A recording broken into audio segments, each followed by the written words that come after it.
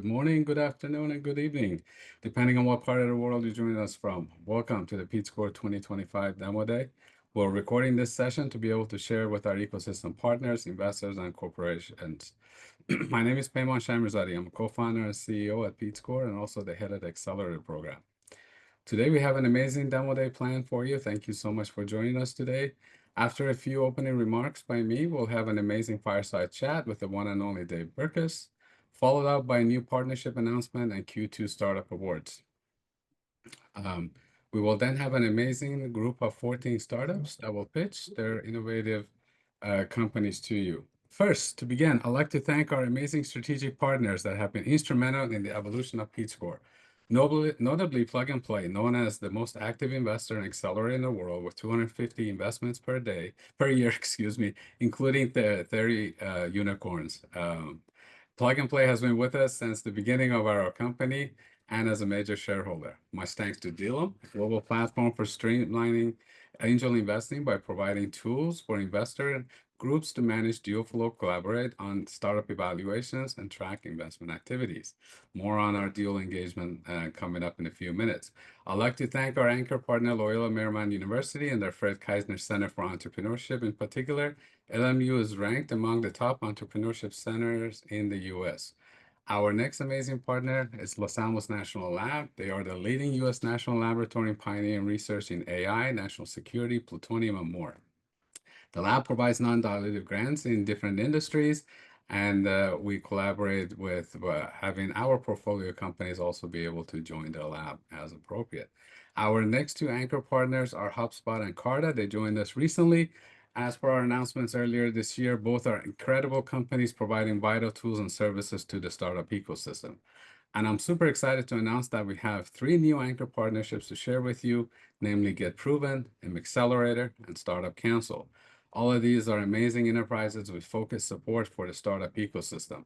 We'll share about these partnerships later on in the session as well. It's amazing to see this list continue to grow with incredible companies collaborating with us in our partnership circle. Thank you again to our great partners for the support and collaboration, as well as the ones not listed for their continued support. Now, even more exciting news. I have the pleasure of sharing this incredible news with you that marks a new chapter in our journey at Peachscore. We're proud to officially welcome two visionary leaders to our advisory board, individuals whose experience, insights will significantly amplify the impact we're making for startups around the world. First, Dave Burkus. Dave is a legendary investor and entrepreneur, best known as the creator of the Burkus Method, one of the most widely used early stage valuation frameworks in the world. He has invested in over 200 startups, served on more than 40 boards, and has been a key figure in shaping the modern startup ecosystem. Dave has earned the recognition as a super angel by Inc. magazine, and we're honored to have him join us as a strategic advisor to help guide the next stage of Peachscore's growth. You will hear from Dave directly in the amazing fireside chat coming up shortly. Next, Scott Fox, founder of the Startup Council, a longtime startup ecosystem builder, investor, and advisor, and a best-selling author specializing in early-stage startup growth. Scott serves as the chairman of Stanford Angels and Entrepreneurs of Orange County, California. He's an active member of Tech Coast Angels and is a sought-after speaker at global startup events and media platforms. He's simply stable in the SoCal startup ecosystem, with deep expertise in fundraising, go-to-market, and strategic planning. We're grateful to have Scott on our advisory board. Unfortunately, Scott is traveling today and couldn't be with us, but I'm sure you'll be hearing from him soon as well. Please join me in welcoming both Dave and Scott to Peachscore. Okay, now for some more exciting news. This is a great demo day this time. At our last demo day, we shared an exciting vision with you all on that was centered on transforming how our startup ecosystem. The vision that we shared last time was centered on transforming how our startups gain visibility and credibility with investors. Today, I'm thrilled to announce that our vision is now live. Peachscore's members can now link their Peachscore account to an account on Dealum in order to showcase their Peachscore card, bringing their data-driven score grade and highlights directly in front of 30,000 active investors worldwide. Frankly, this is a game changer. I mean, the amount of incredible visibility that startups will get was just incredible. Startups in our accelerator will now have the power to increase their visibility up to 4x, capture investor attention and much faster, and present trusted insights right inside the Dealum platform. One of the leading investor management and matchmaking tools globally, as I mentioned earlier. This integration doesn't just streamline exposure, it transforms how due diligence is done by combining Peachscore's assessment with Dealum's deal flow engine. We're giving founders the tools to communicate with credibility and giving investors the structure and transparency they need to act faster with more confidence. This is the first of its kind collaboration between Peachscore and Dealum to unlock a new era of data-first investor discovery, and we're incredibly proud to lead that change with our amazing partner, Dealum. And this is just the beginning. More visibility, more tools, and more capital access for the founders are on the way. So stay tuned. Okay, now let's talk a little about what we do at Peachscore and how we support startups globally. We have our program and support system built on four critical pillars in order to enrich, evaluate, engage, and empower startups. It is designed to support founders in a completely virtual format without requiring equity or warrants, and it's almost free of charge. This encompasses a 12-week data-driven accelerator program built on top of a proprietary technology combined with human expertise to provide an unfair advantage to our portfolio companies in a very dynamic market. Through Peachscore, not only our founders benefit from educational content, but they can also leverage our technology and platform to benchmark their companies against 600,000 other companies in the market, receive business and market intelligence, and access to millions in perks from service providers with our new marketplace powered by a partnership with GitProven.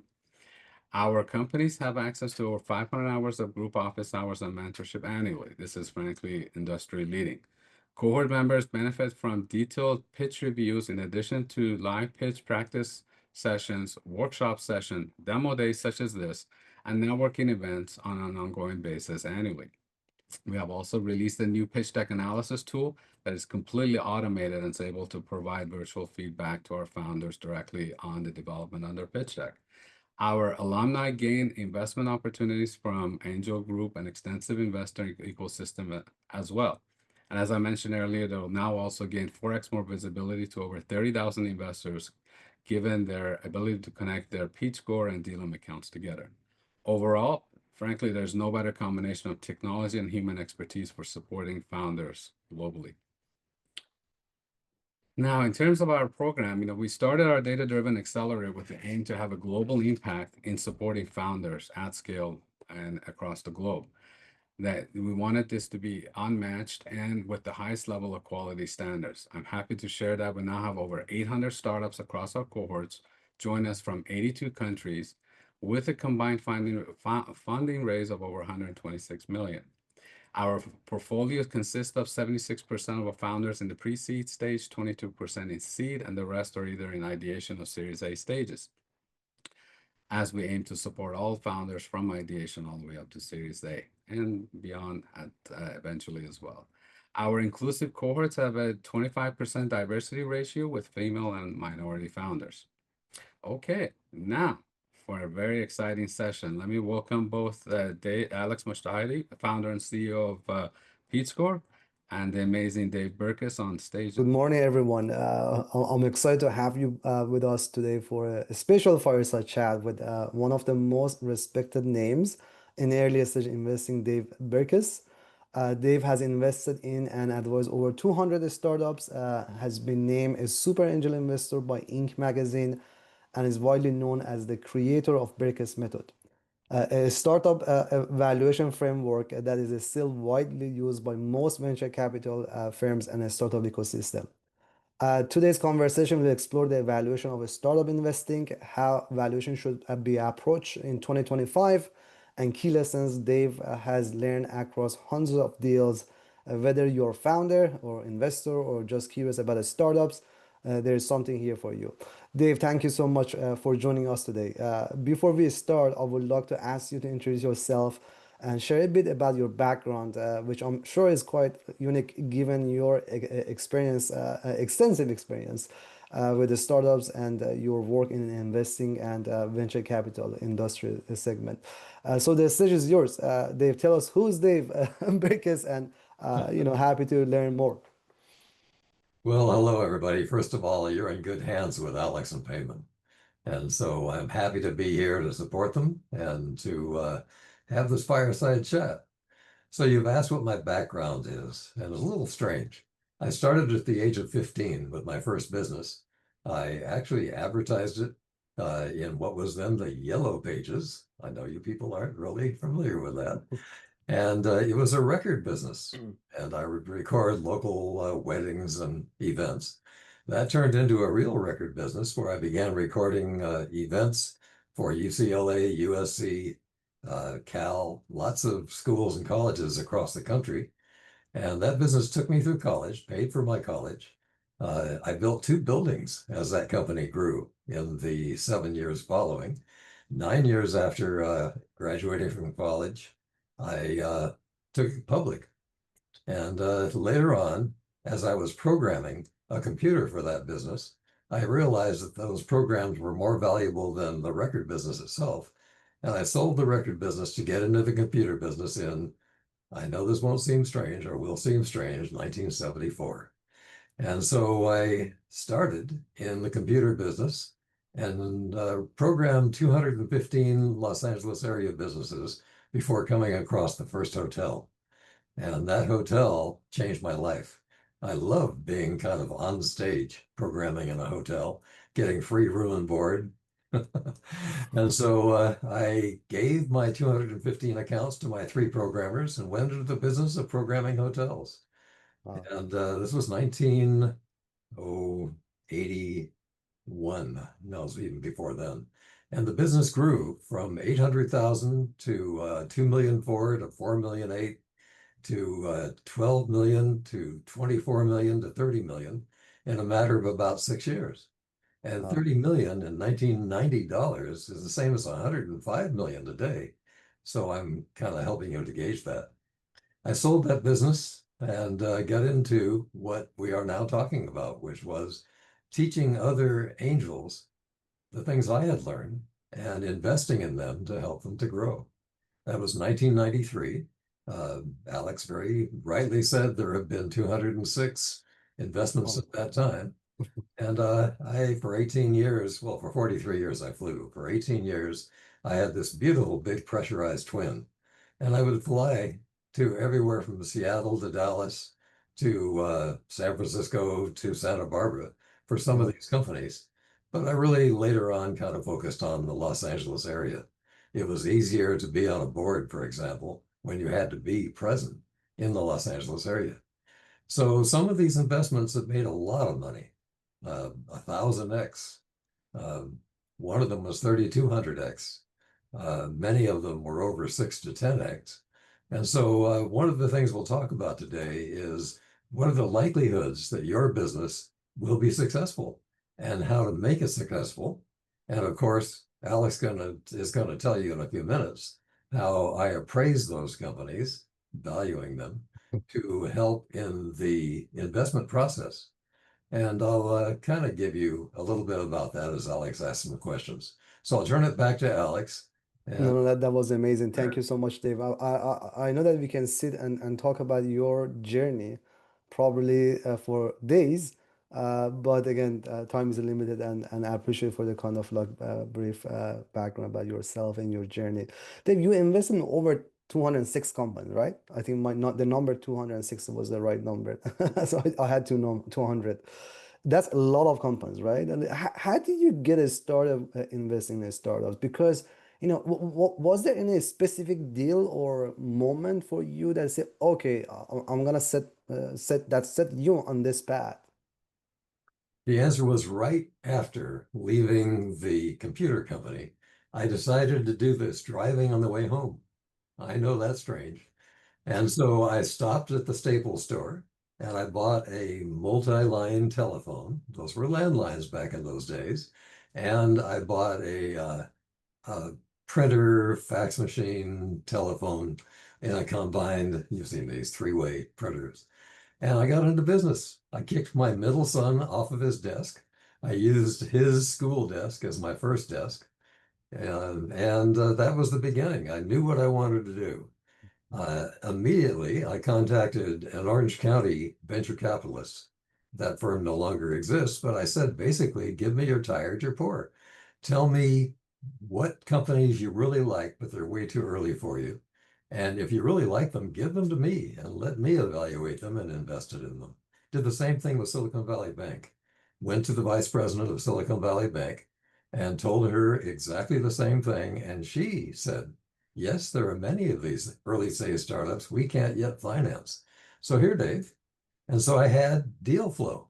Now, back in 1993, There the was no. term angel investor hadn't even been invented yet. And so I called myself a resource capitalist. And that worked. I even wrote a book in 1994 that described resource capitalism, which is basically what you're going to hear about, because I turned what I was trying to say into the Berkus method, because it was basically what I and later on other good angels present and help companies do, but from the opposite side of the pancake, which was reduction of risk. So I'm going to turn it back over to you as No, we go a little that's further. quite a journey. So you work with all these companies. Let's say 200 companies. If I round that number, that likely means you reviewed about 10,000 startups. Like if you assume you invested in maybe about 3% of these companies. So looking back, what are some of the most important lessons you learned early on as an investor or someone who worked with so many companies, over the years? So what was that? The answer is that the first thing I learned, and it was way early on, long before this became a trite term, is it is the jockey more than the horse, meaning that all of you who are listening, it is more important for me to see your enthusiasm, your ability to make changes, your coachability, your flexibility. If I get that and I see what I see to be a good idea, I know that 100% of the time you're going to pivot. And your pivot may be small and it may be large when you finally meet your marketplace.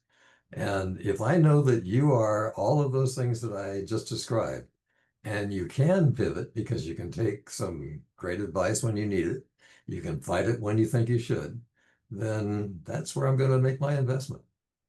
That's great. I think that you're absolutely right because early on the companies, the founders, for sure, they're going to have a lot of ups and downs. And pivot is small or big is going to happen most likely a few times, not only one time.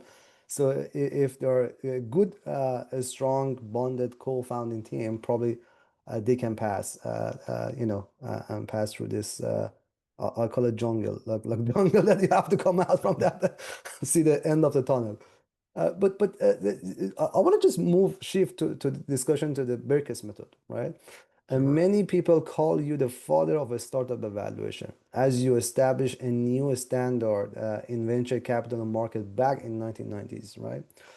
So what inspired you to create the Berkes method? Like, and what gap or problem did you face that made you decide, okay, I'm gonna spend the several years of my life trying to solve this problem? How did everything started? How did everything about Berkes method, created in the beginning? Well, I realized very, very early that it was the reduction of risk more than the belief in the forecasts of every entrepreneur that led me to make my investments. And I told you why I invest in people, the jockey, first. Right. Now I'm going to show you if I can grab the screen, and I will right now. Here is a kind of a shocking report. There's the number of shutdowns. And I'm starting with a negative. I know that, and that's not the best thing to do, but here it is. If you look at by quarter, the number of shutdowns of early stage companies has increased. Now, this is physical number. So you might also ask how many startups there were, because more startups mean more shutdowns. But if that is true, then it's a little scary that if you make an investment, the opportunity for it to succeed isn't quite as great as you might have thought. So I'm going to take Mm. this one off. and show you another one. This is one that comes from the Tech Coast Angels. And this is a chart that shows outcomes by funding cycle. In other words, in 2021, everybody was happy. Money was being made everywhere. We invested in anything that moved, and we watched lots and lots of exits. I had some big exits in 2021. So that was an upcycle. And if you look at the green in the upcycle, it turns out that the number of years to outcome for upcycles were rather short. In other words, people were getting exit, at least they were getting attempts at exits at about 5 years. And the shutdowns were happening in about 2.5 years. Wow. In down cycles, and we've had several of those, 2009 was a big one.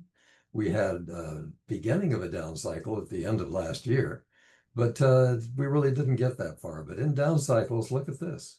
The number of years to a positive exit increases to 6.5.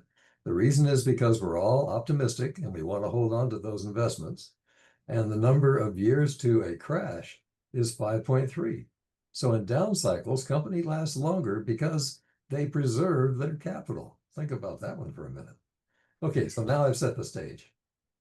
No, this is You can begin great. to ask about the Berkus method. Yeah, I actually that was my next question. So for those who might not be familiar with the details of Berkus method, can you share a little bit more of overview about how it works, like how Berkus method works and how Okay, so dominated the the venture capital. And my follow-up question is gonna be like, is how did you convince venture capital firms to adopt this? Because especially when we are talking about venture capital industry, uh, each VC has different methods, and they say our method is the best, and I'm not saying there.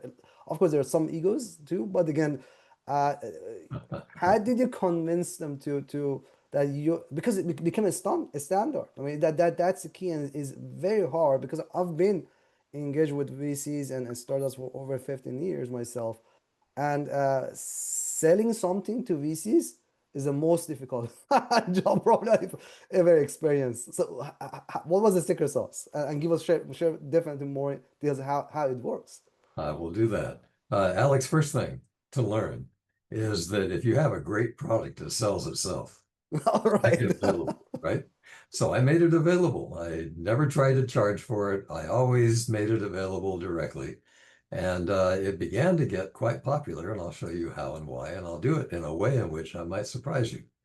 So here on the screen, you see methods of valuation. Right. Okay. So the first is multiples of revenue. Well, these companies that we are graduating today are all pre-revenue, I assume. There may be some that have tiny bits of revenue, which is good. But if you value a company by multiples of revenue, which is the way venture capitalists often do, that number is anywhere from a half of your revenue per year to 4 times. Not very much, but it's kind of nice. So if your revenue is $200,000, you may get a valuation as high as 800,000 or as low as 100,000. Not very interesting, and certainly you can't raise money on that. But if you try the price earnings ratio, you have to be making some kind of earnings to have a ratio. But that number for public companies is between 5 and 30. So if you're earning $25,000, 30 times 25,000 is 750,000. Still a tiny valuation, and you're not going to be wanting that. If you're raising 500,000 at a 750 valuation, you're giving away, let's see, 500 out of 1.2, you're giving away 40% of your company. So then there is the free cash flow method we won't cover today, but that's the available cash. Most of you don't have much of that, so it doesn't really count. Then there is a book value. Well, if you're a technology company, you ain't got no book value. So I can't use that method at all. But, if it were a public company, you might say it had big machines and lots of capitalized software, and you might go 1 times the book value, which is nothing essentially.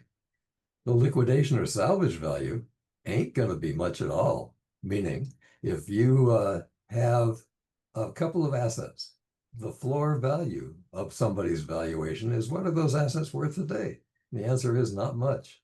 And by the way, your software would be valued at very little. In my experience, when companies go broke, and these are good companies, big ones that are doing 30 and 40 million, and they go broke, their software is valued at $200,000. So not much. Mm. Then there is replacement value. That works for software companies because you may have been working for 2 years or 3, and you may have some value in the software that way. So that's a 6 out of 10. Similar company transactions, that's very obvious. Some of the comparative valuation methods to mine use similar company transactions and then add or subtract things about management and quality. Then there is public sales, same company transaction price, things you've had done to your company before, and that's not valid for your company. And then there is the internal rate of return. Now, this is what the venture capitalists still are using when they don't use my method. So it says, you say I'm going to make $50,000 this year, but $1 million next year and $5 million the year after that. You've been $25 million in 4 years. Does that sound like the hockey stick that many of you have talked about? Well, the venture capitalists and I will discount that starting at 50% and then going to much higher discounts, 75% discount. It still is a number I do not believe, and I don't use it at all. So your projections mean nothing to me. That's going to be strange, but I got to tell you that. And then there are comparisons to public companies. So those are the 10 methods of valuation. That was a lesson. You don't need to learn it today because your companies are too young. But then there is the Berkus method. And it's the way we value pre-revenue businesses. And this is why it began to take purchase, if that's a word you want to use. So it's known and used worldwide. It was first named in a Harvard business book by a Harvard business professor named Howard Stevenson in his book called Winning Angels. And the term angels was brand new when he did that. He found 7 of us around the country, and he profiled the 7 of us. And when he came across what was then the method I was using in 1996, I believe it was, he called it the Berkus method. So I will not kind of pat myself in the back and tell you that I named it. He did. And here is his book, Winning Angels. And it was meant for pre-revenue companies. And so he really had created, with the backing of Harvard and the backing of a very good book by a major publisher, the beginnings of the angel method. So what is the Berkus method? It's easy to calculate. It's good for both the investor side and the entrepreneur side.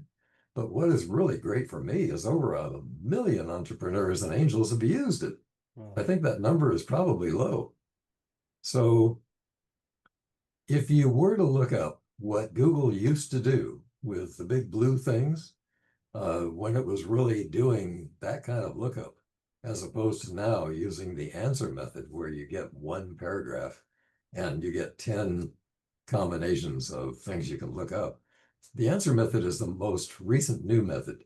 But if you look up the Berkus method, here it shows about 16,000 316,000 responses of people that have published something about the Berkus method over the years. Not bad. No, this is actually, as far as I know, that everyone is most of the VCs and angel groups are using Becker's method, And they are, and it's because it's all about assessing risk. so here's my question, Dave. Like, since you developed this method back in 1990s, probably a lot of factors changed, right?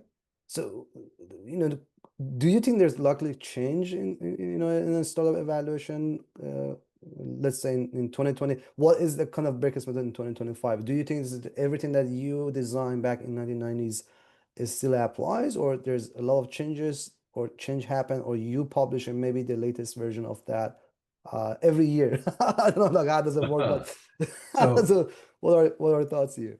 What's great about the method is it's a framework, and I'll show you how to change it. And everybody can change it as long as the investor and the entrepreneur agree on the change. Nice. I'll tell you about that. So 20 years after I published it, I did publish a blog that showed that I was also evaluating it differently too. So there are 4 elements in the original one, and it still exists with 4 elements with a $500,000 maximum. Now, I'm going to say it again, maximum for each. In other words, if you have one of the elements that is not attractive or not really relevant, that number won't be 500,000. It may be 0 and it may be 200,000. So there is the attractiveness of the core business to a buyer. In other words, what makes my heart sing? And if I find something in the way of both an entrepreneur and an idea that makes my heart sing, and I've sure found some of those, then that's worth the first 500,000 or some portion of it. If I find that jockey and not the horse, if I find that great management team, and I showed you the 4 reasons why I thought management teams can be great, that reduces management risk, doesn't it? And if so, I'll give up to 500,000 in valuation based on that. And then I'll look for any kind of strategic alliances you may have. Strategic alliances I would define as a supplier of whatever you need who says, I'll let you have terms that either go 60 days up to as long as your first revenues, or a buyer that says, I love this so much that I'll buy 20 of these as soon as you show me a minimum viable product. On either side, your strategic alliance is worth up to $500,000, and that reduces marketing risk. And then the completed product or prototype, even if the prototype is nothing more than a wireframe, it shows the possible buyer that there is something that they like and they could actually be able to help to focus on or even change if there are things that they would like to see that are different. And that reduces development or technology risk.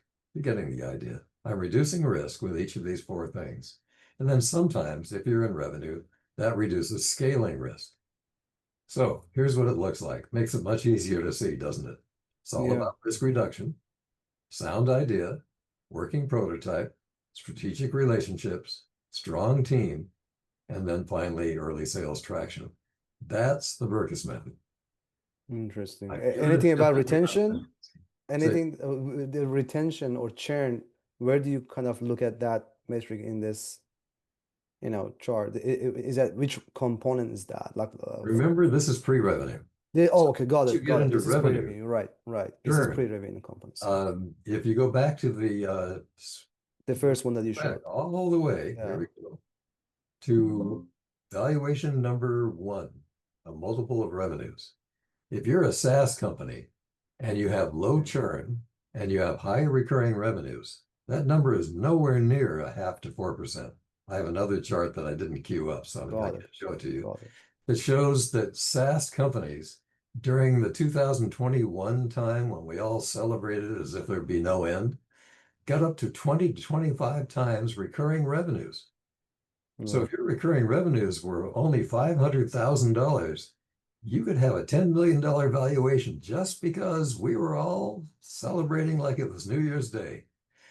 Today, we got to be back to where we were right before that celebration period around 2021. And that's 6x is the average. So if you have a SaaS company with recurring revenues with low churn, which answers your question, Alex, it's about 6 times. And if you have, therefore, $500,000 of recurring revenue, you're worth about $3 million in that particular valuation. Now, there are so many methods of valuation, and show you something. Here is a book written by a woman in Europe on early stage valuations. Early stage valuations, that book is 900 pages long. Yeah. Now, I occupy 25 pages of that 900 pages, but she goes into the things that I just showed, the 10 valuation methods, and you will see the kinds of calculations that require somebody to get a valuation as being totally complex. No one wants to do that early on before deciding to go into due diligence. So why did they bother to go to the Berkus method? Because they could do it in their head in 5 or 10 minutes after having had the initial presentation, just as the rule of thumb that begins them down the street as they try and process their due diligence and then finally an offer to invest. So that's what it is. It's the simplest thing in the industry. That's great. You know, the way that you explain, I think, you know, that was amazing. Based on what you have seen, like, what are some of the most common mistakes that you have seen that when founders talk about their valuation?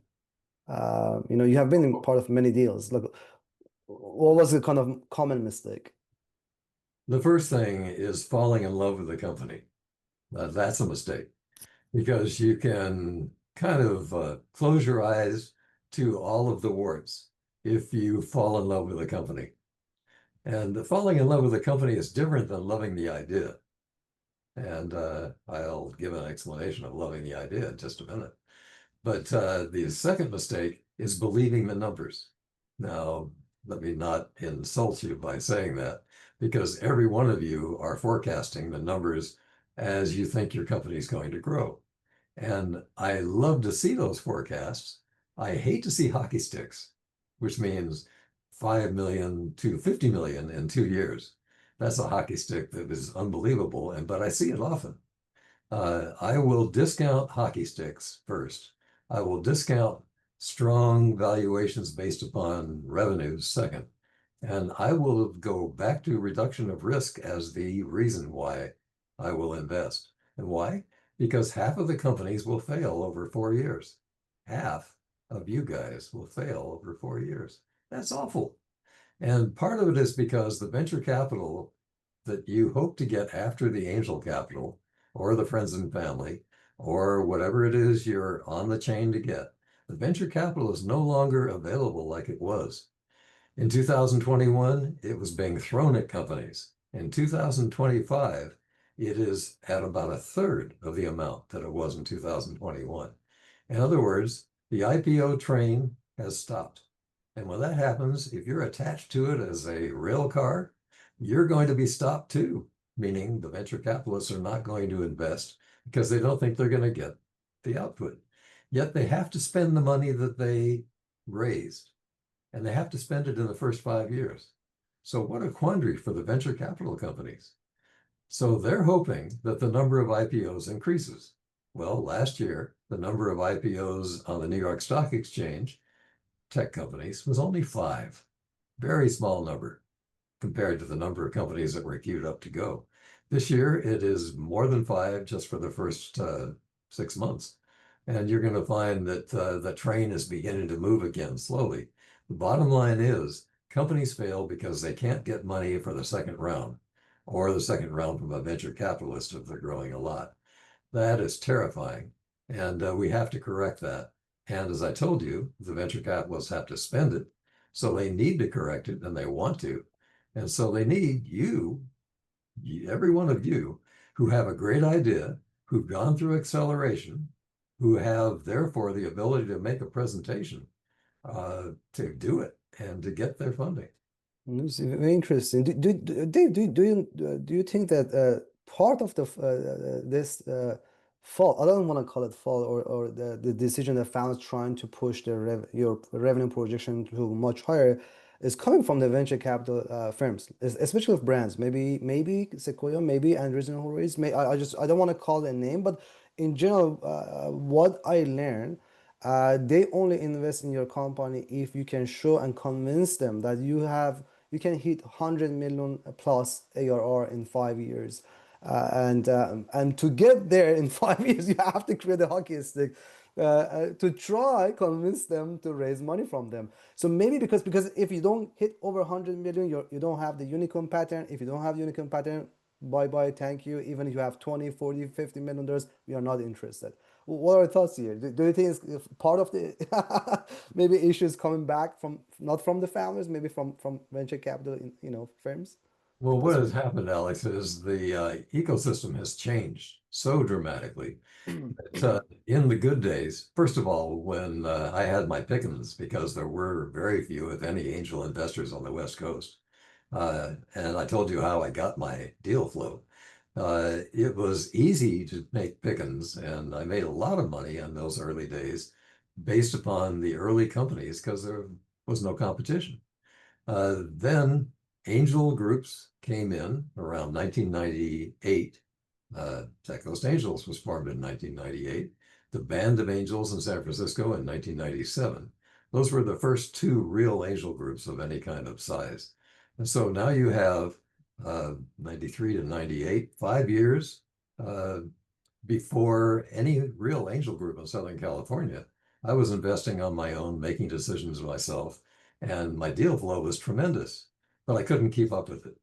So I began with the angel group at its founding and have been with it ever since. But it really is the thing that grew for early stage investing. And then we expected that we would we would see investments coming from venture capitalists next. And I've sat on many boards over time. You've heard about more than 40 from Alex. And many of those had partners from Sequoia, Andreessen. There were lots of other of the first tier firms that were partners in these boards that I was on. And, if we would put in $1 million in one company, I was able to raise 6 million from angels. That's the first and the largest I've ever raised for angels.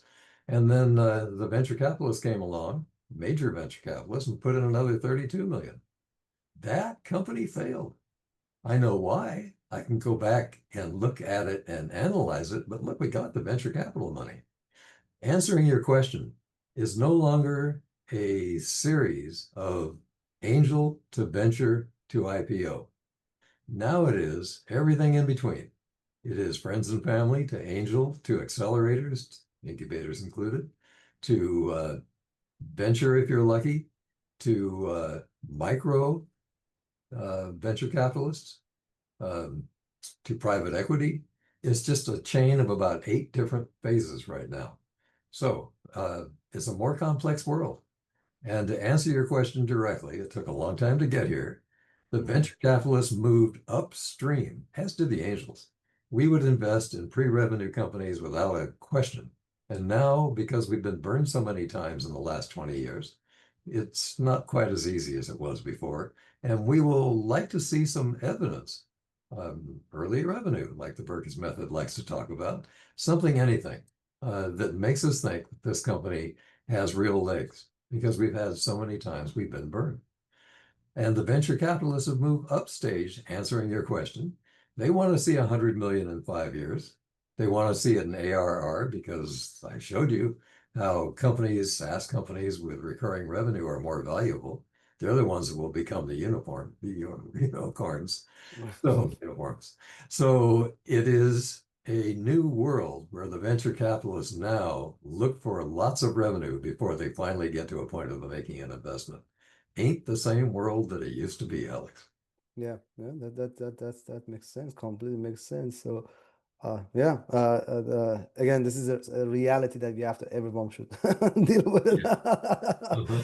And so Dave, in a lot of founders are listening now, or will listen when we send share the pre-recorded fireside chat with everyone. So, you know, what are the top 3 biggest red flags that you have learned to spot early, especially in the pitch or the team, like whatever, maybe it's something different, but when someone comes to you or they come to you, let's say if you are still a Tech-Coast venture and you're maybe personally you want to invest in that company, what are the top 3 red flags? I mean, say, okay, I'm done. I'm done with this company. And you might not say anything different. You're not going to say anything to the founder on the call, but you're going to say, amazing, great job, we'll get back to you. And then, you pass.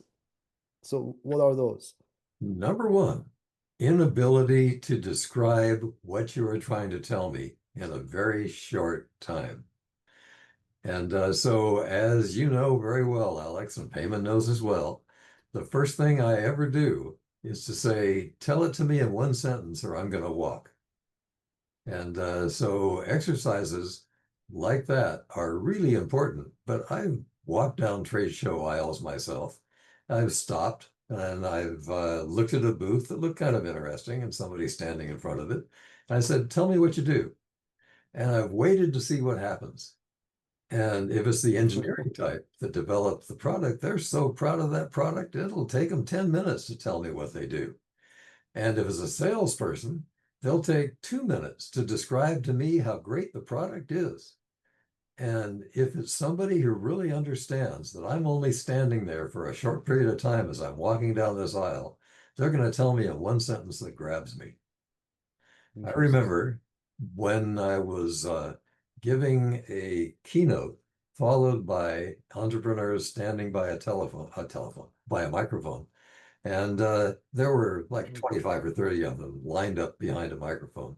They were supposed to give a little 30-second pitch, if that, to me. And I was to answer them about something, anything, and then have them move on. And at about the 10th one, this goes back many years, the man who was behind the mic said, quote, "We move oil over the internet." That was it. And I said, I pointed to him and I said, "I want to see you afterwards." And I invested 100 grand in this company. Turns out that there were only 6 possible oil company customers, and that was the problem. And so the company didn't survive. But that description, "We move oil over the internet," really got me. And so that's what I'm asking every company to do. It may take you a year to figure out how to make everything in one sentence, which I call a mantra. If you can give me a mantra, you can catch my attention. And that answers your question, number one.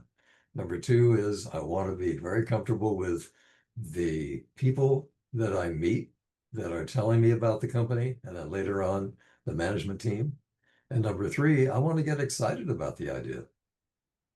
And that's where I have so many stories.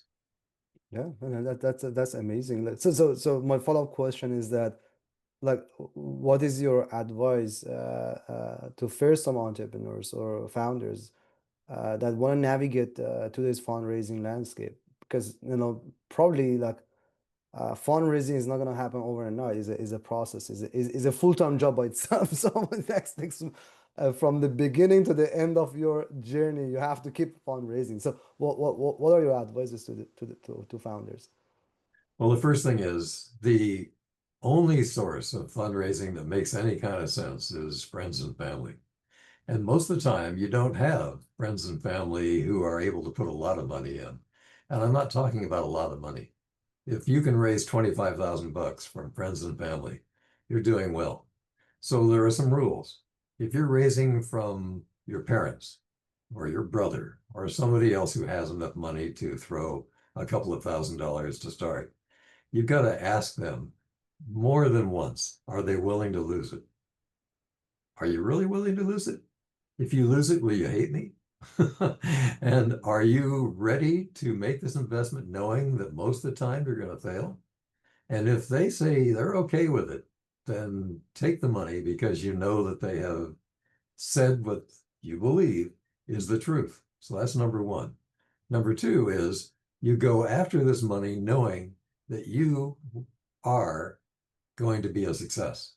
Because if you think that this is a chance that 50% of my business will fail, knowing that those are the statistics, you're going in cautiously, which is okay, but you're also going in without the kind of enthusiastic um, belief in your own product that I want to see. So this is a balance game. I want you to believe your product tremendously and let us come on and help you build this business.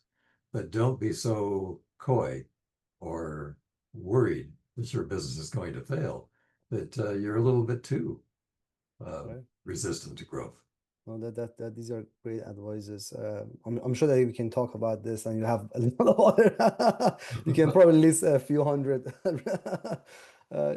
things. But my follow-up question for you, as we are wrapping up, the time flies. Like now, I see that you're almost done. Is that you have been and led one of the oldest, probably and largest angel groups in the United States. Tech Coast Angel, which is now Tech Coast Venture, I believe that with Pasadena Angels, Pegasus Ventures. I think there's a lot of other sub entities. So, and the reason I'm asking also this question because now we are with Dealum. Dealum has 30,000 investors, and most of them are angel groups, right? Which we are trying to boost our startups to connect with those angel groups with the hope to raise fund much faster. So what tips or recommendations do you have for founders who wants to apply to angel groups, not VCs, not angel investors, not friends and family, but especially because I believe this angel groups that everything is different. Like you have to. Maybe I'm wrong, but again, we would love to hear from you. Like at what stage they should apply, and how long? What is the process, and what are the other tips that and consideration that you think it is key for them to know? Okay, so remember the Berkes method about reducing risk. The Yes. angel groups will want to see something of the same thing, but you've got to grab their attention. Uh, they will see uh, hundreds of applications each month. And so each of these angel groups has a professional who goes through those hundreds of applications. Half of them are thrown out. And thrown out just means a courteous reply. I hope they get a reply that says, this is not for us. And sometimes it's because it's outside the geographical reach of the angel group. Sometimes it's because it's retail and this angel group only likes technology. So it doesn't fit the angel group's investment thesis. So 50% of the time, you're out. And you wonder why you were thrown out? Because you didn't fit exactly what that angel group wanted. You can apply to other angel groups. And by the way, angel groups are no longer quite so geographically fenced. They're not so unhappy seeing some deals that come from various places. I've introduced the Tech Coast Angels to deals in places like Oklahoma, where I gave a keynote. I was excited by a business that I saw there. And some of those deals have turned into very, very good deals. So no longer quite necessary to be in the same geographic area. So that's number one. Number two is if you can demonstrate in your very short, I think they allow 250 words in investment pitch. Number one, the excitement you have over an idea which is unique and not just incremental, that has real revenue potential, that has some recurring revenue component, whether it is annual maintenance fees, whether it is SaaS, true SaaS software, whatever it is, razor blade and razor. The razor blade becomes valuable more than the razor. If you can prove that in this 250 words, and if you can start your conversation, your written conversation, with this mantra that I keep describing so that somebody gets it and you don't have to spend 250 words teaching them what you're doing, then you have a winning opportunity to get into the, well, I won't say the final, but into that second half where you get a pre-screening and maybe a third of those that are pre-screened get into the final screening in front of all the members. And that is how the angel groups behave. And they only invest in, this is terrifying, about 2.5 to 3% of those that apply, or about double that number of those that pass the initial test, or about 4 times that number of those that pass the initial and the second test.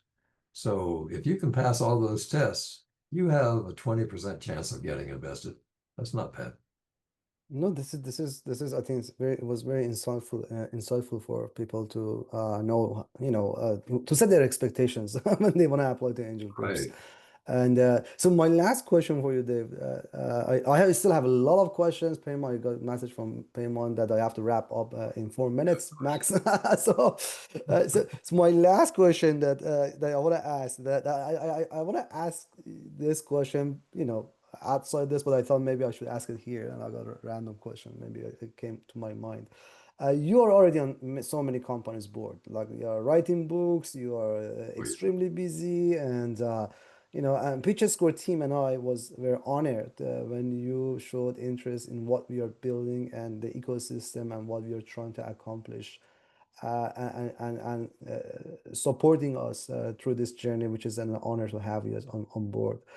So my question for you is that with such a packed schedule, what made you decide to invest your valuable time and energy into Pitch Explorer and supporting us? I supposed to ask you outside and I'm not here, but I thought maybe this is the best way to close this, fireside chat, and would love to just learn about that if you can share.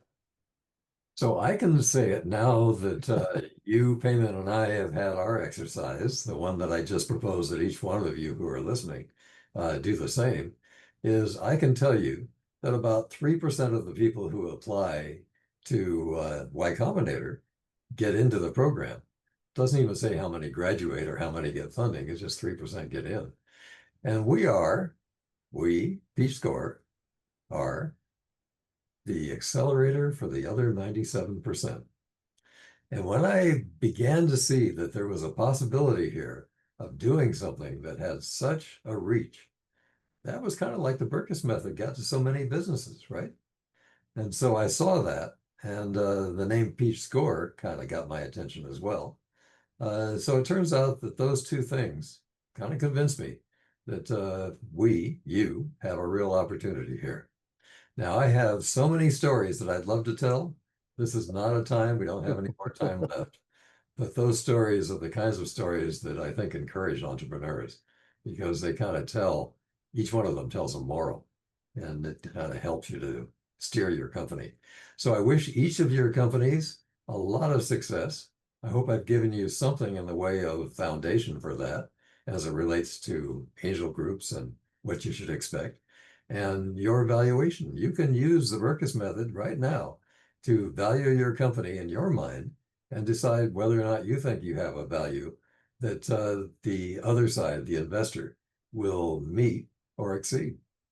I appreciate it. I mean, Dave, this has been extremely insightful. Thank you so much for sharing your time and perspective with us. To everyone tuning in, we hope you are walking away with ideas you can apply immediately, and whether you are building, investing, or mentoring.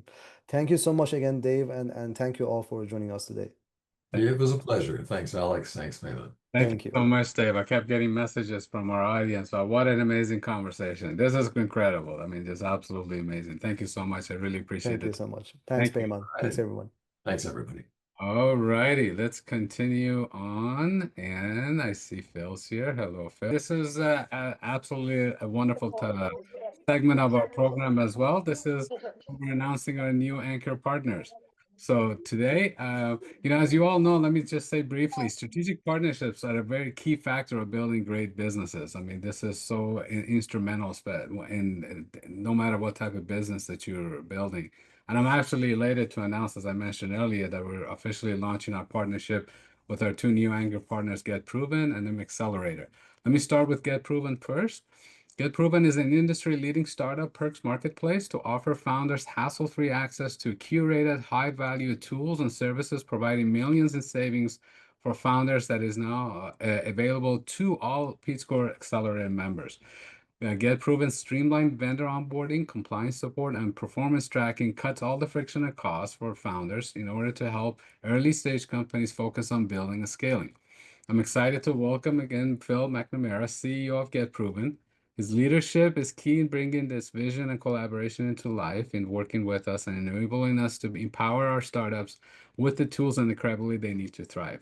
Phil, thanks again for joining us. Love to hear your thoughts about our partnership. Thanks so much, Payman. It's great to be here and really appreciate this. And when you guys reached out to me, I was really happy to partner with you guys. The backstory is I'm from Ireland. I moved to San Francisco 15 plus years ago, and I was starting a different business back in those days. And I was trying to go to angels and go to VCs and try to raise money.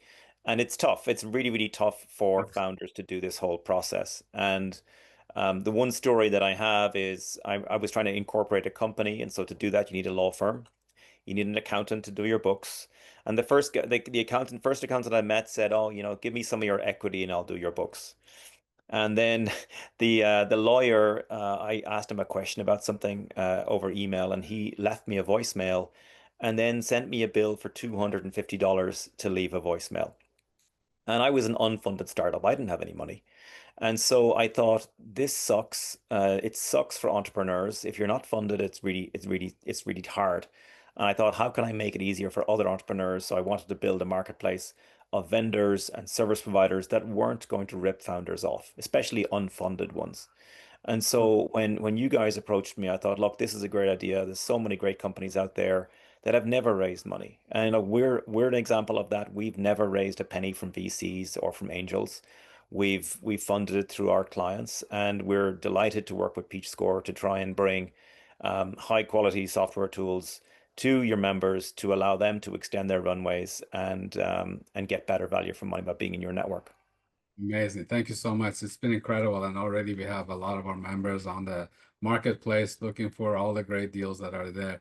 Again, really appreciate Phil. I know you left the meeting to come join us here. I really appreciate you doing that and joining us and sharing your thoughts with us. Thank you again. It's going to be an amazing continuation forward in our partnership. Much appreciated. Thank Okay. you. Let me continue here. Next, it's my pleasure to introduce Alessandro Marianutoni, Executive Director of Accelerator, renowned for its personalized go-to-market framework and hands-on strategic guidance as the next anchor partner. Through our strategic partnership, founders benefit from shared workshops, expert webinars, and cross-ecosystem networking. Thanks so much for your visionary leadership in building this partnership, and we'll unlock the valuable expertise that you're bringing into both of our communities. Thanks so much for joining us. Love to hear your thoughts. Hello, everyone. Yes, this is Alessandro Marianantoni. Thanks for inviting me. I couldn't miss this one. I actually took the only 3 days of the year, but I couldn't miss Alex and a payment events. So that's I'm connecting from Italy. I'm not far from a beach, and so thanks for hosting me here. Just a quick intro, if the noise is not too disturbing. Originally from Italy. Over the past 23 years, former faculty member, University of California, Los Angeles. I was there for about 10 years as a faculty member. Background in research, in engineering, working on many different projects over there, but also I exited 2 startups during those years. And about 10 years ago, I launched something that then became Accelerator, which is a division of our software house, essentially. And now, after 10 years, we have an acceleration component for, I would say, still early stage, but it's our approach, as Payment was saying, is pretty customized, and often we focus on the go-to-market. And plus the software house and other services, so we are rebranding ourselves under the umbrella of Venture Studio, which is now consolidating all of our businesses. So that's in a nutshell our approach. It's a unified space where we work on strategy, execution, and communication. And yeah, happy to answer any questions. But thanks again, Payman, for the introduction, and Alex as well. Absolutely, my pleasure. Thank you so much to you both, gentlemen. Really, really appreciate your time. Very kind for you guys joining us in this. I know the schedules are quite hectic. Thank you so much. Let's continue on to the next segment for our quarterly startup award. I'm thrilled to announce the best startup of Q2 2025 across all of our cohorts. We always see amazing dedication from all of our founders. I mean, I work with many of our founders, and everyone working tirelessly to achieve their goals. Choosing one is never easy, but we have to choose one, as the case may be, in terms of providing an award for one founder, one startup on a quarterly basis, as we have been doing. Now, our mentors, advisors, and team have identified this company as truly excelling, and especially in particular this year, and the work that the co-founder and CEO Rabia Majidi has done at Orthokinetic Track so far this year. And I think she's got extra more news to share even beyond this. Their pilot human studies completed. She's already engaging with military and civilian hospitals in order to get her product into the hands of the people that really need it. And you'll be hearing her pitch soon, and she's well on her way into raising her seed round. Let me invite Dr. Rabia Majidi on screen. Thank you, and I'm honored to be selected for this cohort, and I should really say thank you to Payman, Alex, that specifically they spent a lot of times with me, guiding me through the process. It was like the time I joined at Peachscore, it was a lot of up and down in my company. At some point, I was like, maybe I'm not a fit, and maybe I don't have to continue. I should go back to my corporate job. And I was like a little bit because of a lot of change, because of economy was happening in my business. But I had a lot of great meetings with them, and they helped me with making right decision about my advisory board and about the partnership and the strategies that we had in the business. And besides that, I talked to some mentors at Peachscore that they make that intro for me. And through the pitch presentation and pitch practices, I can see that my version 189 pitch deck is like improving a lot. And then I got a lot of great perspective that like I can now present with more confidence at for different audience based on different pitch deck that I successfully created through using the platform that Peachscore has. It's like when I joined the business, it was I started my business. I remember those first days I was going to the very small networking group just to get an idea how to make a pitch deck, what are the useful stuff. But I can see that Peachscore has everything in one place, and it's very helpful nowadays that I know a lot of stuff through networking and other platforms. Sometimes I still go back, listen to the webinars and stuff that Peachscore has just to refreshing my mind. And then just like, I can see that because of this platform now, I can see like differences in my mindset from day one through now that where I am now. So I'm really thankful and I appreciate all your support. Absolutely, really appreciate it. Excellent. Let me have you stay on stage since we're going to go ahead and move on to our next segment, which is the pitch session. Sure. Startup presentations. We have 14 amazing startups join us from 6 different countries across 9 different industries pitching, and our standard pitch format of 5 minutes. So our first one is Dr. Rabia Majidi. So again, OrthoKinetic Track Inc., bringing intelligence to orthopedic diagnostic and recovery. The company was founded back in 21 out of Newton, United States, and the healthcare space, obviously, in the seed stage. She currently has a score of 730, grade A minus. And with that, let me hand it back off to you, Rabia, so you can go ahead and present. Hi, everyone. I'm Rabia Majidi. I'm CEO and co-founder at OrthoKinetic Track located in Massachusetts. Watching my mom struggle with frozen shoulder for several years showed me the cost of poor orthopedic recovery over the time.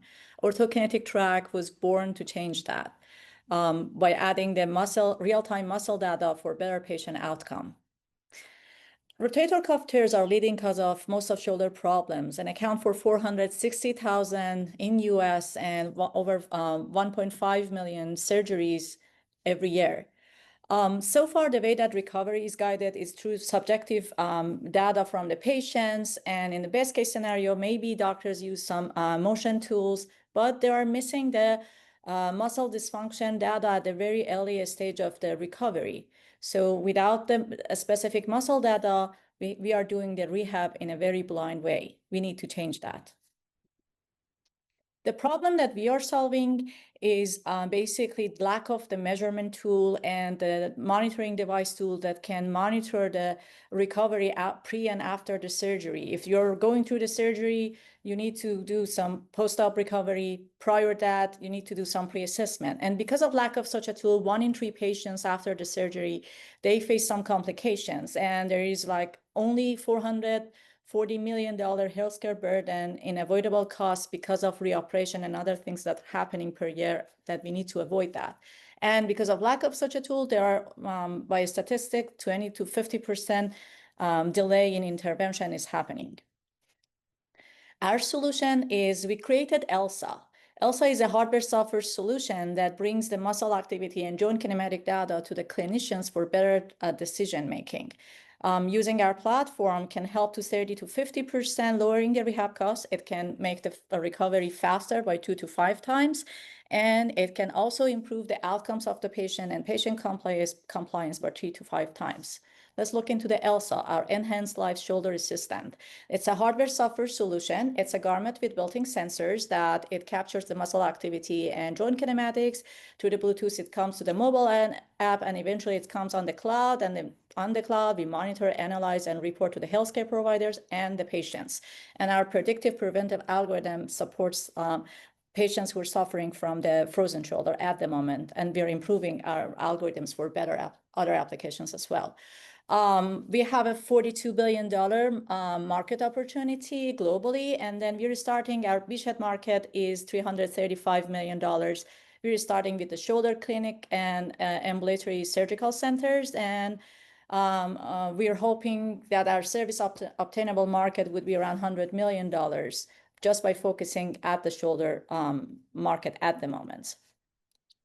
We're giving the hardware for free to the patients. We ship it to their place prior to the surgery for pre-assessment, and then we're gonna generate a revenue after that by only charging $300 per patient per episode of care, which like an average is like 8 months through the SaaS model, or we can also leverage through the shared remote therapeutic monitoring, billing, and bundle payments. By starting from the shoulder market, we are projecting to have $167 million within the 5 years, generating this amount of revenue as like initial revenue for us. And we're going to go after other markets after that. So our going to market strategy has like a phased approach that we enter to the RTM ready clinics. They already use this reimbursement code. We can leverage that. We already have like three to four customers at the moment that we can work with them. And we're going to validate through our military partners and academia that we initiated our relationship and already did a couple of pilot studies with them. And then we're going to scale through the attending conferences and then other distributors, and we want to expand in 2028. So other people, other competitors, they track the motion only, but we are decoding the muscle. What is the true muscle problem that caused the problem? Camera-based system only shows how the recovery fails, but they don't say why. We are actually providing that answer to that why through our unique platform. We have a core team of people who are expert in sensor design, biomechanics, machine learning, and material science. And we have a strong clinical and business advisors on the team who guide us through this. We had a lot of supporters like Peachscore, Mass Challenge, and other partners who helped us through pilot studies and other business-related stuff that we are very thankful to them for trusting in us. And we are at the moment raising $1.5 million in form of seed. We just closed our pre-seed round. And this money will help us for 18 months for product development and more clinical study and validation. At the moment, the amount we raised and invested was around $285,000. And we're actually working on more grants, and through partnership with the military, we hope we can raise more funding at the moment. And we believe that what Lord Kelvin said, what can measures gets improved. Thank you for listening to me. Thank you so much, Robbie, and congratulations again. Okay, let's continue on to our next presenter. Our next startup is Precision Inc., a B2B platform that seamlessly blends currencies and points for retail and loyalty transactions. They solve the problem for unredeemed rewards. Founded in 2021 out of Ardsley, United States, software industry in the pre-seed stage. They have a Peach score of 648 at the grade B. Let me invite founder and co-founder and CEO Bob Visnov on stage. Hello, I'm CEO of Precision. Precision is a B2B AI-enabled platform in the retail and loyalty space. The problem we are solving is actually quite large. It has to do with a well-known problem of unredeemed loyalty points and rewards. Every year, believe it or not, $260 billion in unredeemed rewards are unclaimed, about 20% of all rewards. Almost all companies have them. This is a big problem for merchants and also for consumers. It's a problem for merchants because they have to carry unredeemed rewards on their books as a liability, and it's a problem for their financial departments. For consumers, of course, it's basically unclaimed value that's pre-funded. So solving this has been a long-standing problem. We believe the solution is to give merchants flexibility about different kinds of currencies, points, other types of currencies that their customers can use to do purchases and redemption. If we give their customers more flexibility, they will be in a position to make more redemptions and sort of push those unredeemed value off of the books. This will help both the merchants get the value, get the liabilities off their books, and will help customers who gain more value that way. We have a product. It's at the MVP stage. There's a snapshot of the main administrative console. In this platform, it's for merchants. They go in and they set prices and they create campaigns in one place across all different currency types, which can include regular dollars or other national currencies. It can include loyalty points. It can include token-based points on an equal basis. That's the basis of the product. Customers have more choices, and therefore we believe there will be a 5 to 10% increase in redeemed value for customers. The market opportunity is correspondingly very large. Obviously, globally, the amount that's unredeemed is 260 billion is the current value annually. We're believing that an attainable value, we're aiming for like 1% of domestic, so it's just over $1 billion. Our business model. In the end, we are helping merchants do transactions which have a known value. Even if it's a redemption, it has a dollar value or some kind of equivalent. Therefore, we're in a position to create a normal tiered pricing model where, you know, percentage of the value of the transaction, and that's what you see. We do have an agreement, a contract with a large community. These terms are right out of that contract. Our financial projection, there's 7 years here to be described rather than 5, but it reaches 140 million in our estimates.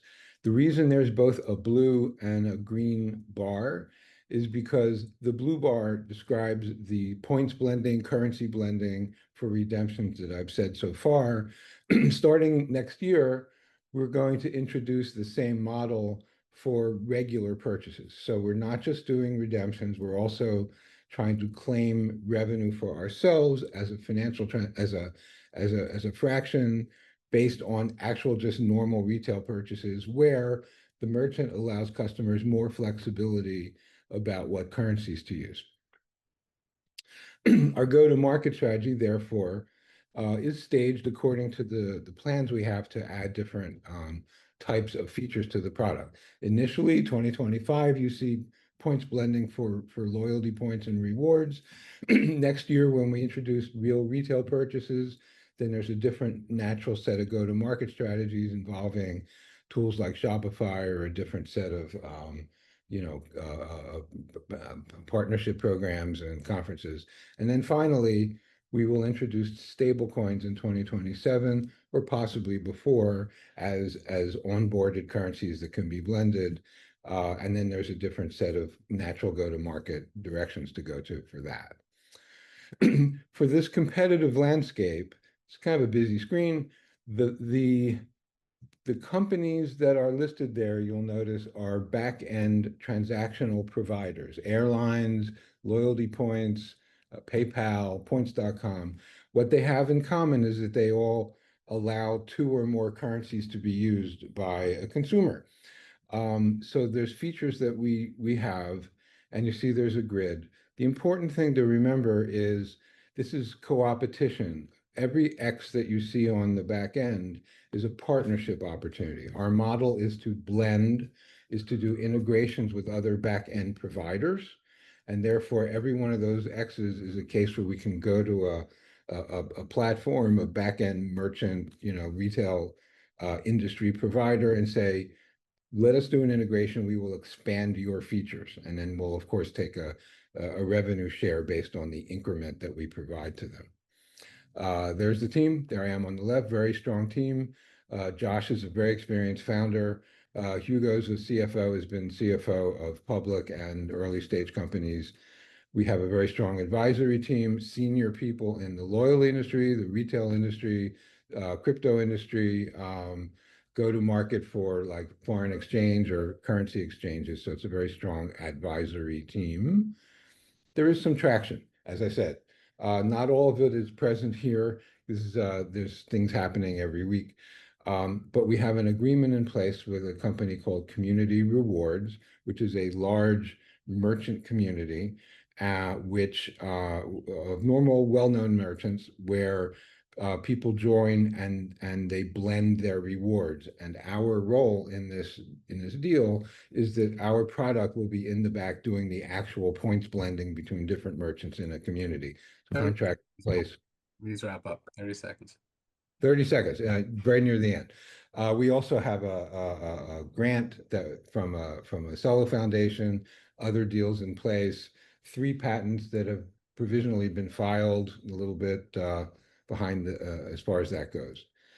Our ask is $500,000 in a fairly typical safe product. We've already put in over 200K self-funded to date with a little bit of money coming in through the grant. Feel free to ask about it. We'll show you what we have. Thank you very much. I think I hit the 30 seconds. Thank you, Bob. Appreciate it. Our next presenter is P6 with the product Feels Real, which is an EdTech master key that transforms children-centered picture books into cinematic CGI animation films. Founded in 2024 out of Fresno, California, United States, media and entertainment industry in the pre-seed stage. With the score of 588, great progressing. Founder and CEO Stephen Miles.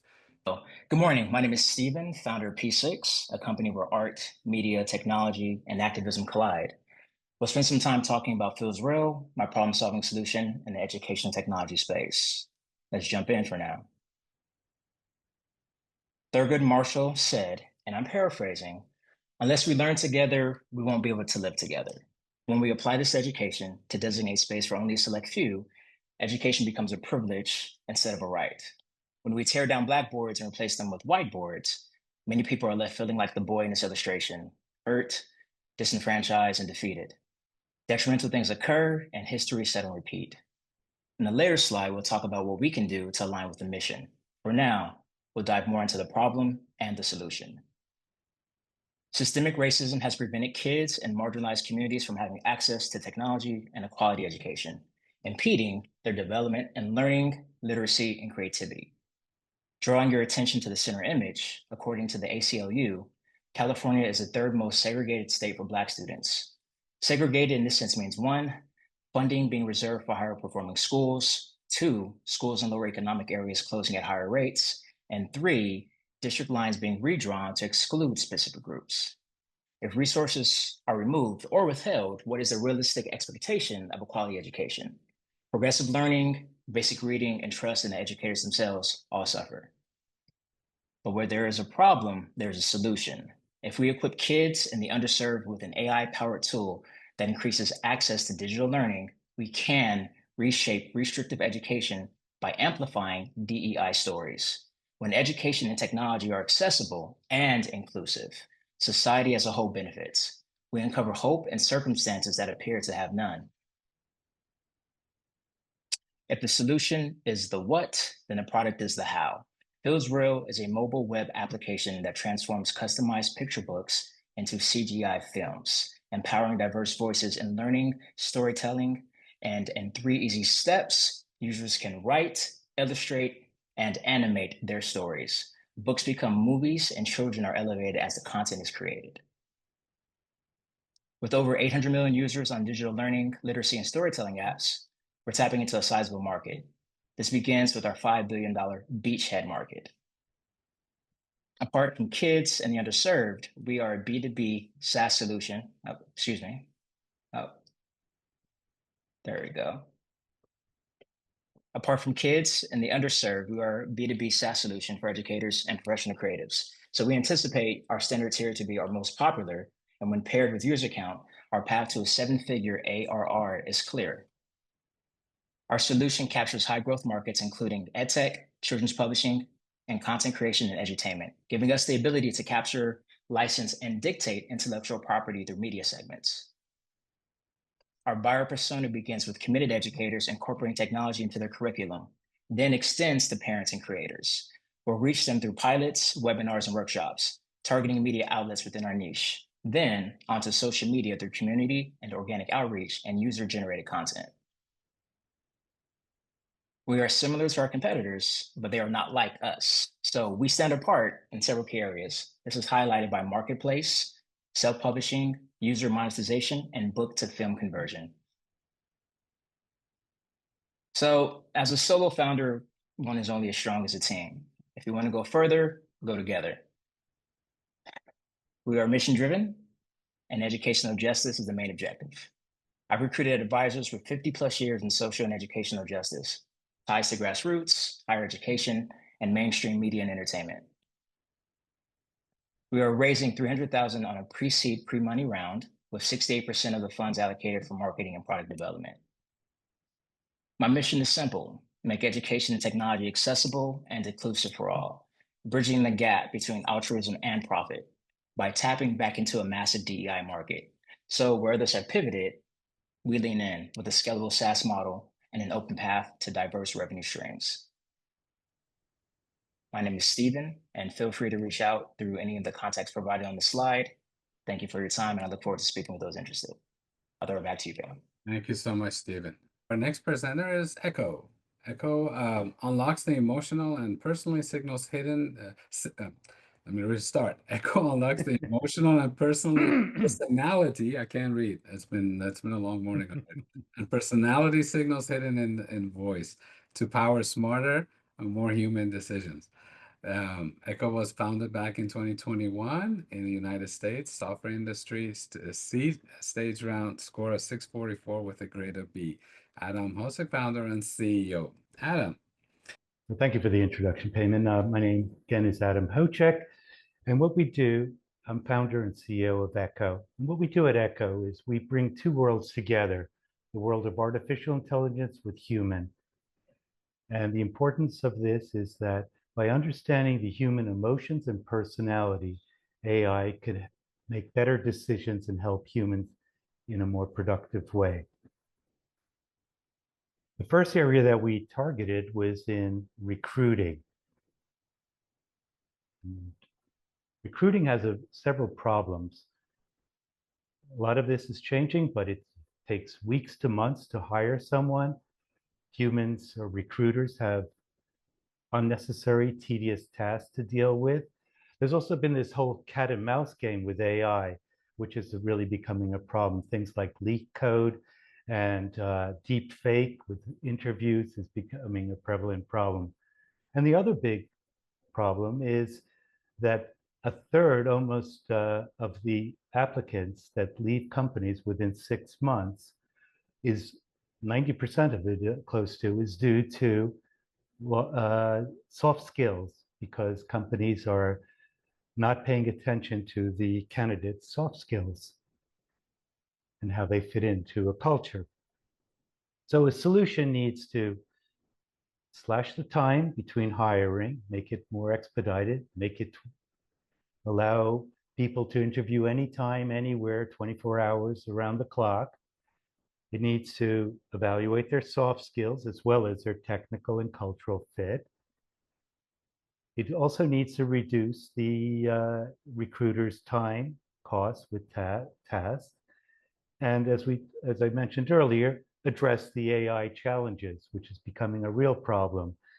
It's almost becoming AI interviewing AI, which is what we don't want. So at Echo, we developed and we're selling a full stack product that does the full process from screening calls, cognitive assessments, dynamic interviews, and both technical and soft skill assessment. What really stands out, and this slide here was a case study that we did, is we not only conduct the interview and we have a dynamic interview based on what the candidate responds with.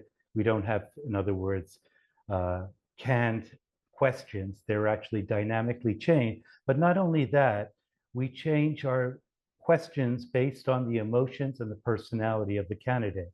So here we had two candidates give exactly the same answer, but because their emotions were different, they were presented with different questions.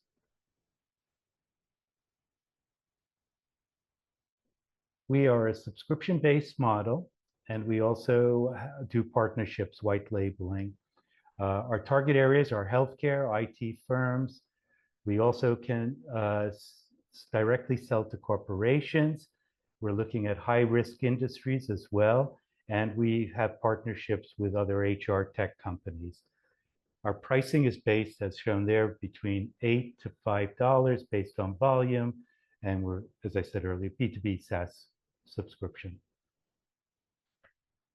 The recruiting industry is a $750 billion industry globally. Of that, the SOM, which is 2% of the SAM, is approximately $1 billion globally. And our target within that is we're anticipating within 7 years a $350 million target.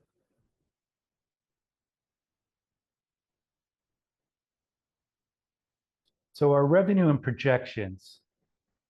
We started late this year. We've been developing a product, modifying it for market needs, but we have secured 2 partnerships that will exceed, but we put on 900K for the rest of this year. 2 partners that will exceed that amount combined. We're talking about a 4 to 8 week cycle for our customers with about a 2% closed deal rate on our reach out. And we expect next year that will shorten the cycle. And also for next year, we have a very aggressive growth. So I want to address that as well. It's an $8 million. And one of those partners that we will be engaging with partially this year, partially meaning they have about 2,000 customers. So with a less than 1% additional cost to their current product offering, we will be able to, just with that one partner, be able to exceed that $8 million revenue for next year. Our client profiles, we're targeting, as I said, HRIS, human resource, with integration with services. We're also directly approaching CHROs, recruiters, hiring managers, talent acquisition. We're planning to do a lot more in our social media campaign. Particularly, we've been long studying how we can leverage AI to expedite and streamline the whole process so that we can get close to humans, just having us as closing the deal. Our competitive landscape, as you can see, most companies started in the last 2 to 3 years, the competitors. And you can see they're very impressive money that they've raised. But Echo has very key advantages. And one of them is that we're the only ones that do personality, soft skills, and emotions. We're language independent. And the other thing that we have is that our facial and body language detection has some advanced processing that the others do not have. We've done all this on a fraction of what they've raised. We've bootstrapped on 200,000 to date. Starting with myself, I've had 1 successful exit, and the CEO. We have Remy, who's our CMO, who had 1 successful exit. And we have Rujar Neal, who's our CTO, who is an incredible person. We were so lucky to have him at a young age. He's incredible for our company. Adam, wrap up, please. Okay. And so we have an advisory team going from recruiting, research, investment, and cognitive behavior. Our milestones, we've sold to the Mongolian government last year. We have 2 companies that we are working with as partners, and we have several others that are smaller partners. Our ask is raising 800K on a pre-seed of 10 million with a 14-month runway. And you can see the distribution of our funds there, mostly going into marketing and sales for next year. Here's my contact information, and I welcome anyone. I thank everyone for their time and welcome any questions or follow-up from anyone. Thank you. Appreciate it. Our next presenter is company Inspire EDU. Inspire EDU is an AI-powered training platform helping service businesses reduce turnover, train employees, and scale. Founded last year out of the United States, education industry in the seed stage round. A score of 645, grade B. Founder and CEO, Joshua Ezel. Josh, go ahead. My name is Josh Ezel. I'm the founder and CEO of Inspired You or Inspire EDU. It's one of those fun things, call it whatever you like. But what we do is we simplify education, create efficiencies, and inspire excellence. Now, the services industries, it struggles primarily with the issue of high turnover. And it training is very costly. There's a lack of flexibility. They lose productivity, and ultimately it hurts employee accountability as well. Fundamentally, the services industry suffers from 60+% turnover on average. Some businesses actually have 120% turnover or more. And it eats up a lot when it comes to their time each week, how it impacts customer service, and if they do have any training whatsoever, it's most likely in person, face to face training, which is inconsistent. It does literally take up 4 to 6 hours every single week. And the reason they do that is because when they try to find other solutions, they're not cost effective, they're not customizable enough, and they just do not hit the need, much less be user friendly. You're dealing with the services industry, which are they'll be the first to tell you they're not tech savvy. So what they're looking for is some kind of software that helps them regain their time. It's automated. It's got to be set it and forget it because they got to do what they need to, which is help people. It's got to be able to be customizable enough to reach anything from my handyman company to your handyman company to Susie, who has a cleaning company, all the services industries. Ultimately, the goal is higher retention, gain your money back, your time back, and grow your business. So enter Inspired You. All right, we're an AI powered training platform that basically answers every one of those. It's set it and forget it. All the business owner needs to do is answer a few questions. If they happen to have a manual or something that they can upload, that definitely helps, but it's not even necessary. They answer a few questions about their business, what they're looking for. Our platform creates a whole training program based on our knowledge of the industries and everything associated with it. It grades it, it has parameters, it has reminders. Literally anybody can use it. It's especially designed to be user friendly, specifically for service-based industries. All right. The market here is ginormous. The TAM is $353 billion, growing at over 11%. We're initially wanting to hit the English speaking market, right? Which has over let's just say millions of small service-based industries. Okay. And our goal is to specifically right now go after the other small companies like the handyman companies, the cleaners, the electricians, the pole cleaners. They need this software now. All right. Now, our business model, $99 a month, and we actually changed this yesterday. It's 10 users for $99 a month, and for $249, you get up to 30 users. We have additional revenue for add-ons like extra people, extra data. As we expand, we're going to get into licensing, white label with our goal of our marketplace, hopefully in 2029. Now, our projections, our AI officially was usable and launched less than a month ago.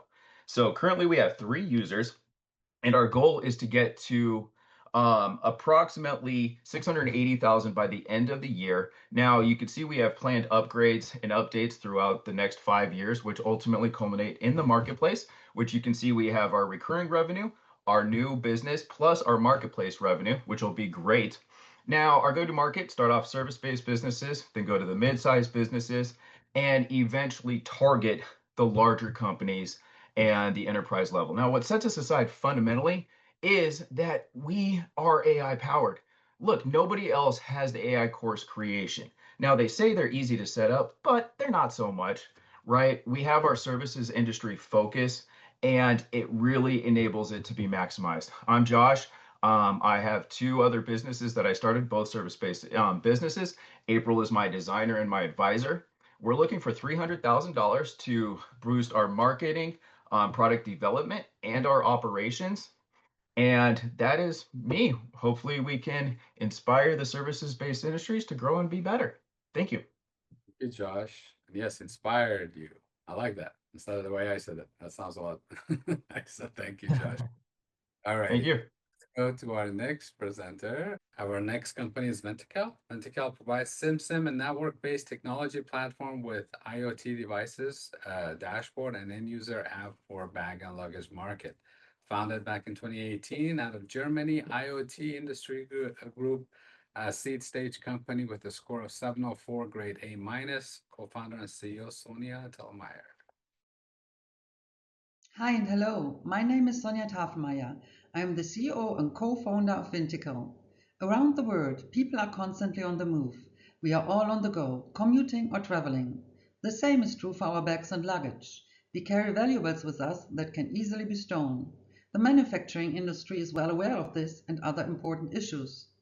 Welcome to the world where AI is breathing intelligence into bags and luggage.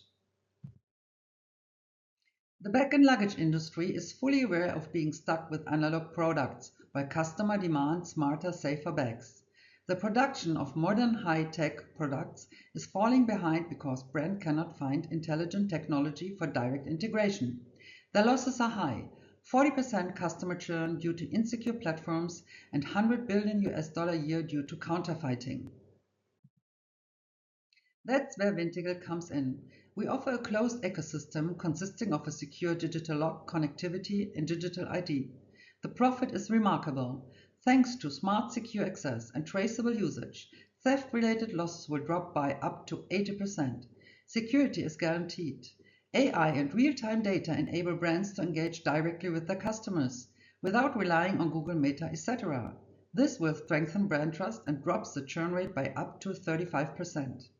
The digital identity increases the guarantee of authenticity of the products by 98%. Brand value will be augmented accordingly.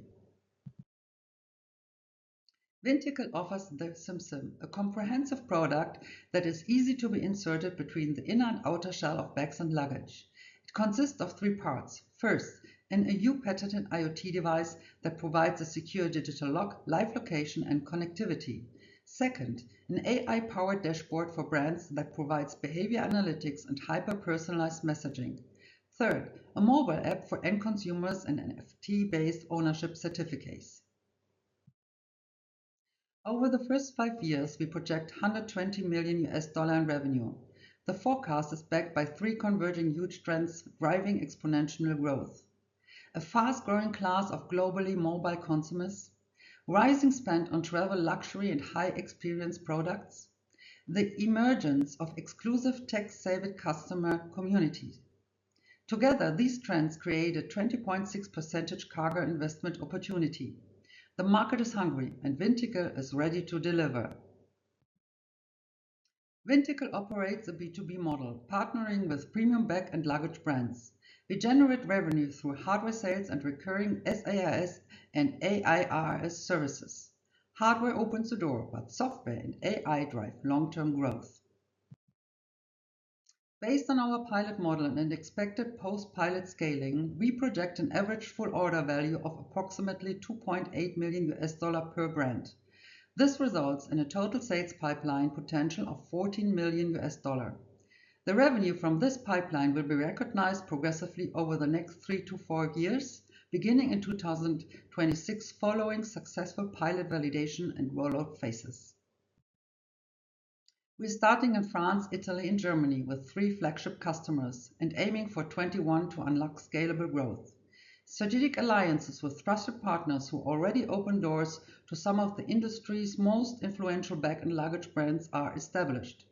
Our go-to-market strategy includes account-based sales, curated brand experiences, and a plug-and-play global supply chain.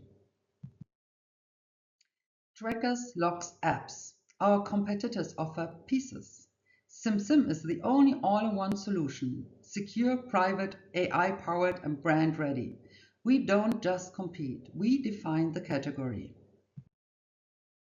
Our team combines deep tech, design, and industry experience, serial founders, engineers, product strategists, and a global supply network. We are also deeply embedded in the international startup ecosystem through the European Space Agency and Peachscore. We have put together a team to successfully operate globally. We are raising 980,000 US dollar to scale. This seed round powers our product finalization and market entry without the need for inventory. Most of it will be invested in technical development with clear milestones and a scalable roadmap.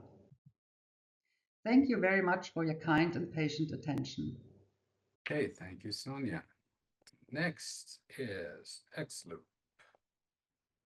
Xloop effortlessly built software on time, on budget, and with team satisfaction out of Australia. Software industry pre-seed stage, score of 669, grade B+.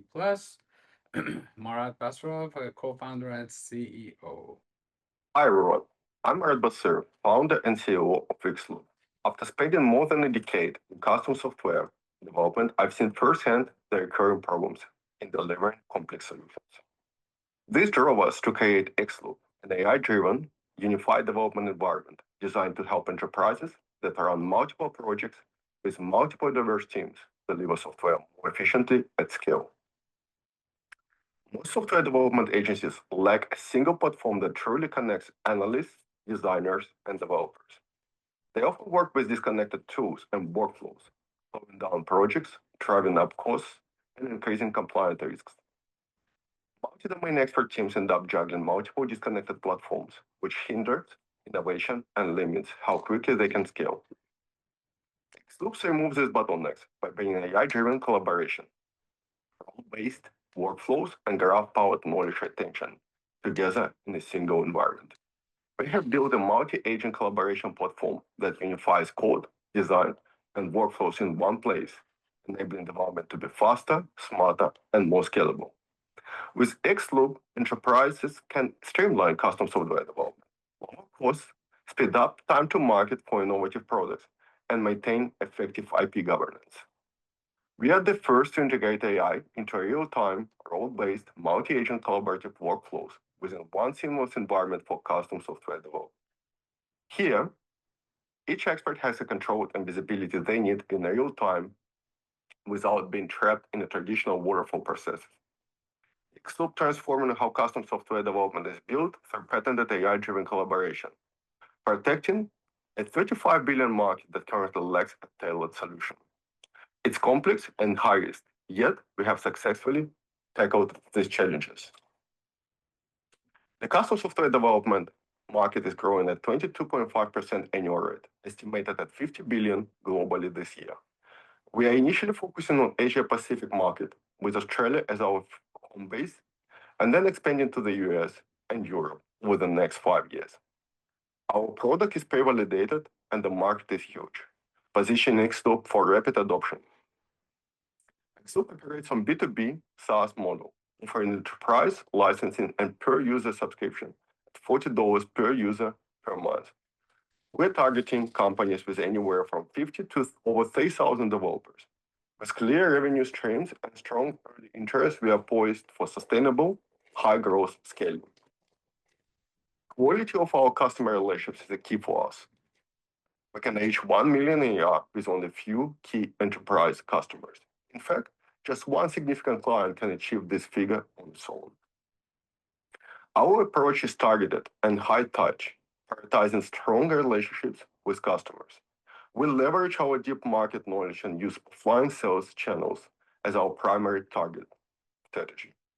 We know our customers' pain points and speak their language, proven by our engagement with over 400 customers during the MVP stage and while designing the production-ready product. With a clear sales strategy, solid partnerships, and pilot traction, Xloop is set for swift customer acquisition. Unlike tools like Webflow, Plasmic, Replit, or Verso, Xloop is the only solution that combines code, design, and AI-driven collaboration in a real-time, role-based, multi-agent environment. This unique value makes Xloop the next step forward in the evolving market of custom software development. Our team is small and effective, which keeps our monthly burn rate low. We are currently expanding our founding team and have ongoing conversation with potential members. We also have a few individuals who have been supporting us continuously, and those relationships are progressing nicely. We are raising 500,000 USD at our pre-seed stage with safe agreements. This funding will give us about 16 months of runway to accelerate growth and get ready for Series A. We are proud to be backed by Australian government on multiple levels, receiving around 170,000 indirect cash grants so far. Xloop is revolutionizing how multi-domain expert teams build custom software, powered by AI-driven collaboration and protected by patents across $35 billion target market.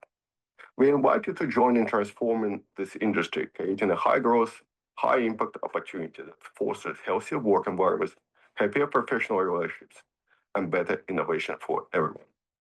Thank you for your time. I would be happy to answer your questions and discuss how Xloop can be a valuable part of your investment portfolio. Okay, thank you, Mariah. Our next startup is HobbyMate, a friendship app where people can make friends over a hobby. Founded in 2023 out of Vancouver, Canada, apps industry pre-seed stage with a score of 561. Founder and CEO, Dalia El Akar. Hello, my name is Jala, founder of HobbyMate, a friendship app where people can make friends over a hobby. And with HobbyMate, we're trying to solve the problem of people struggling to socialize and make friends in real life instead of online. Did you know that millions of Americans are using dating apps to find friends? And yet, 58% is the rate of loneliness in North America. Imagine moving to a new city, eager to meet new people. You download every app you can find, but they seem like dating apps, or too niche, or just doesn't help you connect in real life.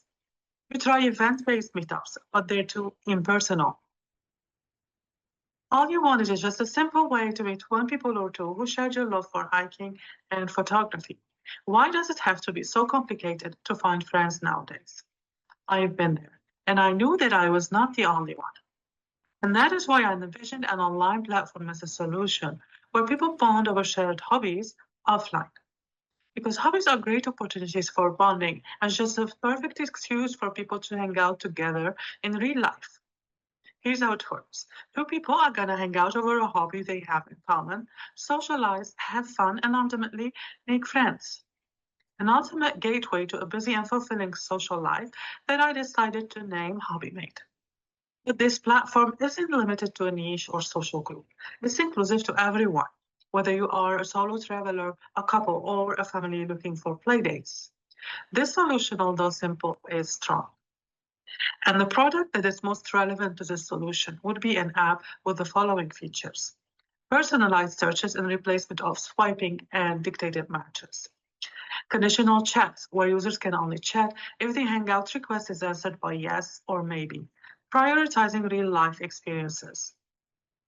Friendship Relationship Manager, FRM, a one-of-a-kind dashboard where users can manage their social time and friendships in one place.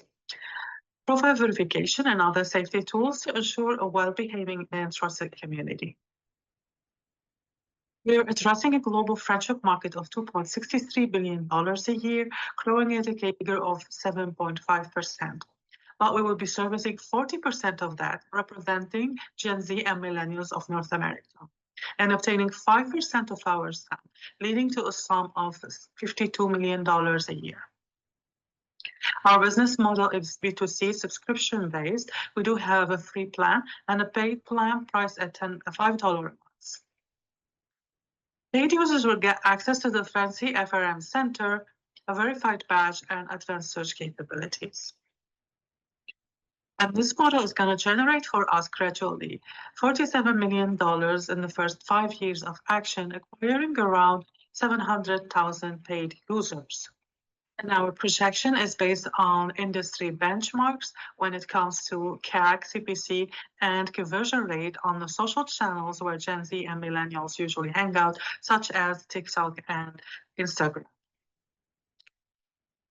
To go to our market, we need to be doing commission-based affiliate marketing, social media advertising for brand awareness and community building, a referral program, and a meetup group with a recurring friendship event. While doing that, we will be competing with 4 main competitors: Meetup, We3, Humble Friends, and Havina. But here's how we stack up against competition. HobbyMate is more affordable and offers a very effective freemium. Our Family Circles feature allow people and families for social hangouts and playdates.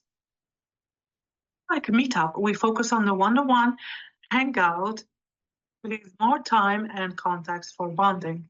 And unlike Bumble Friends and Hey Now, we prioritize real-life social experiences over endless chatting. And finally, unlike We3, our users and not the algorithm is in charge of their social time and friendships. HobbyMate is founded by solo entrepreneur Dial Al-Ashkar, 2 BA degrees in social sciences, and founder of a nonprofit, backed by AI advisor Momoko Ueda, and powered by AI agent Lovable, who designed and coded the whole app. And we're only asking for $100,000 for our pre-seed round to bring HobbyMate for the people who need it. $2 million valuation cap, 15 months runway. Invest now in meaningful change and help us shape the future of social connection. Thank you for listening. Okay, thank you. Our next startup is Quantitative Collectors Group. They are the Keurig on steroids for people who want to know the value of their coins, trading cards, banknotes, and stamps. Founded in 2023 out of the United States, IoT industry, and in the pre-seed stage with a score of 623 grade B. Richard Colonna, co-founder and CEO. My name is Richard Colonna, and I am the founder of Quantitative Collectors Group. Our mission is to help people identify, certify, and monetize their collectibles. My journey in this company began over 2 years ago when I found an old coin in my desk drawer. I got this coin in 1976, and I thought it looked pretty cool. Intrigued by its design, I went to the library, and what I learned was that there were over 500,000 of these coins minted, and it had a collectible value of around $10. Intrigued by what the value might be today, I went online, and what I found out was that these coins now range in value between $400 and $4,000, and I wondered if I had the $4,000 version. After doing some research, I found out that the real value of a coin is determined by its condition, known as its Sheldon grade. To maximize any coin's collectible value, coins must be certified by an independent third-party company, which are not very easy to deal with, compounded by the fact that they do not use any technology in their assessment of grading a collectible coin. With over 30 plus years in the photonics industry, I knew there had to be a better way. So we solved the problem by building a remote device about the size and the cost of a coffee machine. The device would be intuitive so that the average consumer would be able to operate it, with the goal of the service to provide quantitative results in 15 minutes or less with no bias and at a fraction of the cost of today's current techniques. So how does it work? Moving left to right, the consumer puts a coin into the device, which takes multiple images based on the coin type. These images go into a central processor for Sheldon grade analysis. The analysis is stored in a report, accessible and emailed to the consumer in 15 minutes or less. As for the market opportunity, the global coin collected market is valued at $18 billion with a CAGR at 8.5%. Marketing data indicates that 15% of this market is linked to third-party grading, giving us a SAM of $1 billion. A modest capture of over 5% would result in a sum over $50 million by 2029 with a 90% ARR. How do we make our money? By charging a 10% service fee on every coin that passes through our machines. Whether bought from one of our distribution points or used at one of our B2B to C locations, our fee is based on the Sheldon grade bid value determined by a third-party marketplace aggregator called Graysheet. For example, a collectible penny valued at $1 would cost 10 cents for our quantitative Sheldon grade certification. Regarding our financials, the numbers are basically driven by our new customer acquisitions. With today's marketplace generating over 5 million grading transactions per year, which only addresses 20% of the available market, we feel pretty good about our ability to convert 435 new customers this year in a modest 2,000 in 2026 to the quantitative grading process. We plan to gain these customers is twofold. The first being through direct sales that is focused in on our consignment program to the 4,000 coin dealers, while also also demonstrating our product to the individual collectors at the 6,000 local, regional, and national trade shows each year. And the other way we plan on gaining new customers is through our direct advertising and SEO, using our website, Amazon, and eBay as our distribution points. Competitive landscape. As mentioned, we are the only third-party grader using quantitative data to assign Sheldon grades to raw state coins. We have advantages in cost, results, revenue sharing, transparency, repeatability, and monetization. With respect to our team, we have over 70 plus years of experience in the field of computer vision inspection. We have all owned our own companies, and we have all collaborated in the past to solve some of the most complex industrial problems for some of the biggest companies in the world using computer vision. As mentioned, my background and experience is in photonics. Frank, considered one of the founders of computer vision and robotics in Europe, brings his knowledge and expertise in image analysis, while Matt's expertise and experience is in the field of image compression and structured database management. Concerning our request, we are currently fundraising a $370,000 round, which we still have open to $180,000 to investors and a $2 million post money with a 20% discount. We are flexible in using a safe or a convertible note, and as you can see, 80% of our funds will be used for inventory and product development. In the way of future revenue, our IP is linked to the grading markets of trading cards, banknotes, and stamps.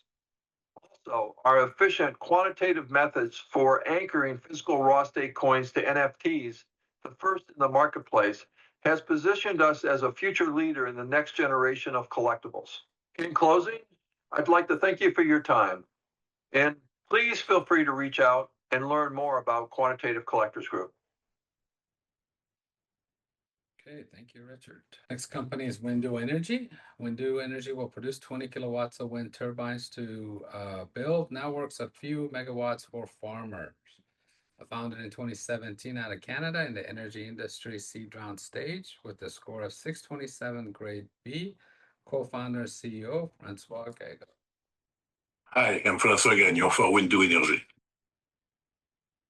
We're going to propose mid-scale wind turbine for distributed energy production. Here you can see our 5 kilowatt proof of concept. The real engine is 20 kilowatt, so it's 4 times bigger than this one. Many farmers face economic stability problems for many reasons: flood, drought, price volatility, cost increasement.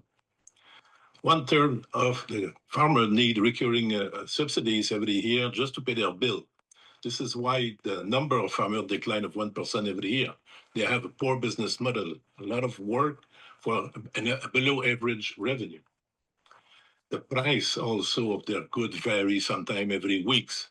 So those who have higher costs, sometimes they just don't do any benefit on it. We propose fully scalable wind facility to farmer. This can generate 2-3 times more revenue than what they already have.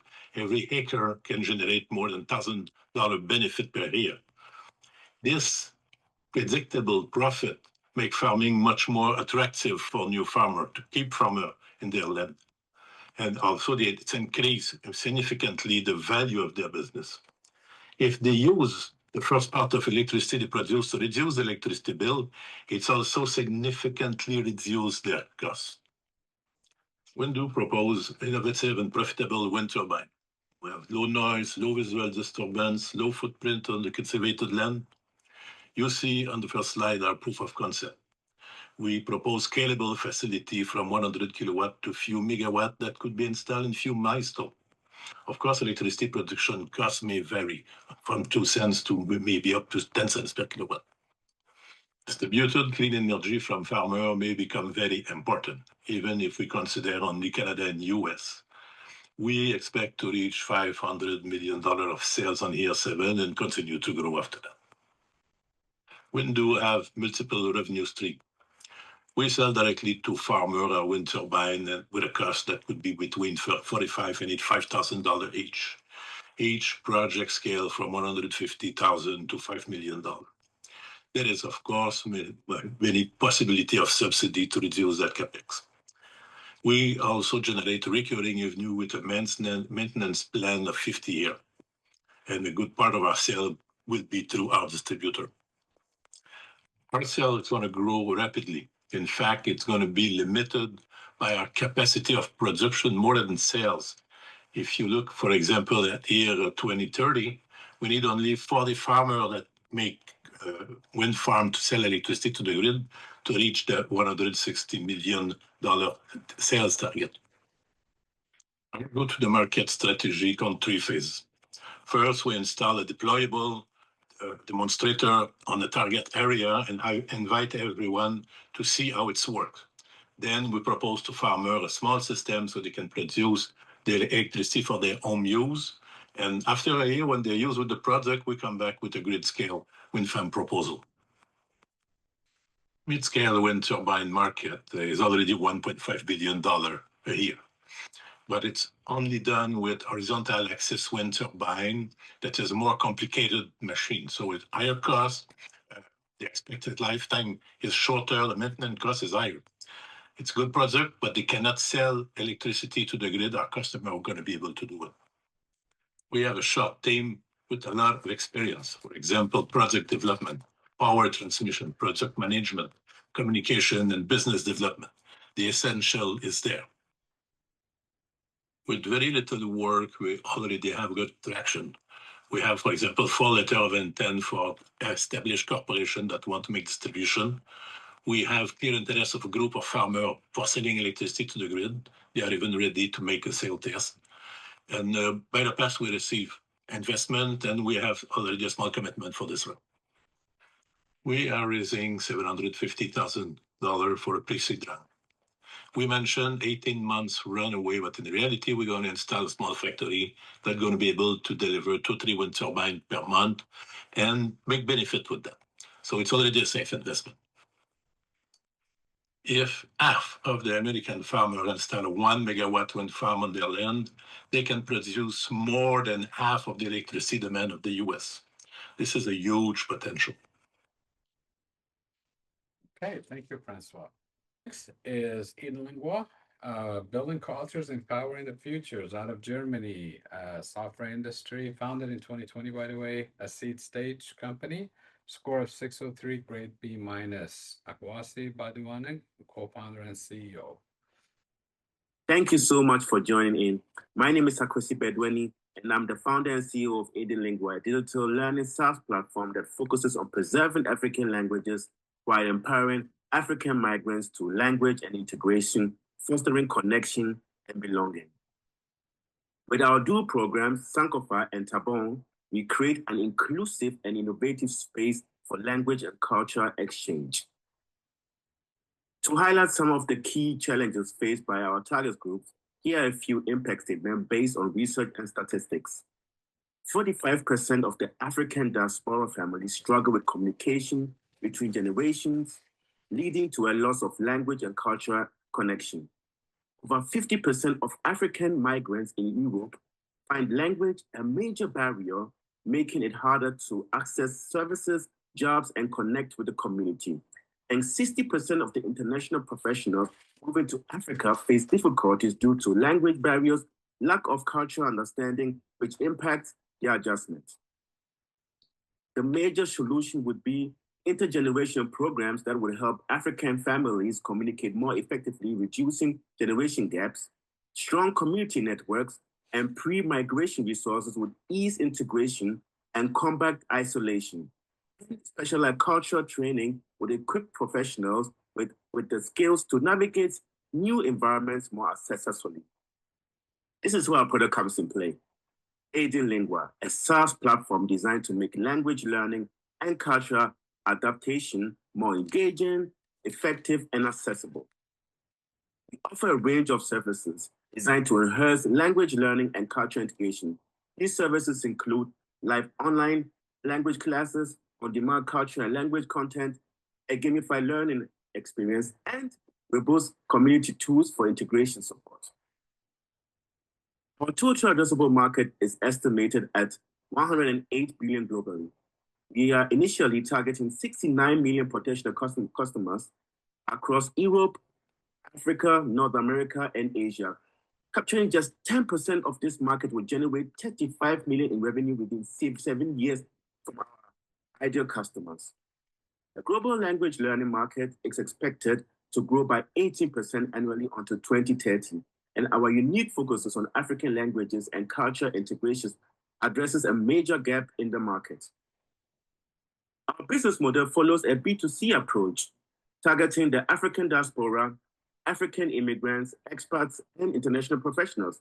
Aiden Lingua operates on a subscription model with 3 pricing tiers, available on a monthly, half-yearly, and yearly basis for both programs. While we are currently focusing on B2C, in the next 4 years, we are also exploring B2B and B2G opportunities, having already received inquiries in these areas. We project to acquire 230 customers this year, generating about 177K in revenue. Over the next 4 years, we aim to scale our customer base and grow our revenue to 6.5 million. Our go-to-market strategy is targeted from B2C customers through partnerships, ads, email campaigns, and community engagement. We drive revenue with a freemium model, SaaS subscription, and marketing expansion for sustainable growth. Our platform stands out by offering African language, culture integration, live courses with tutors, and on-demand lessons through a freemium and hybrid SaaS model.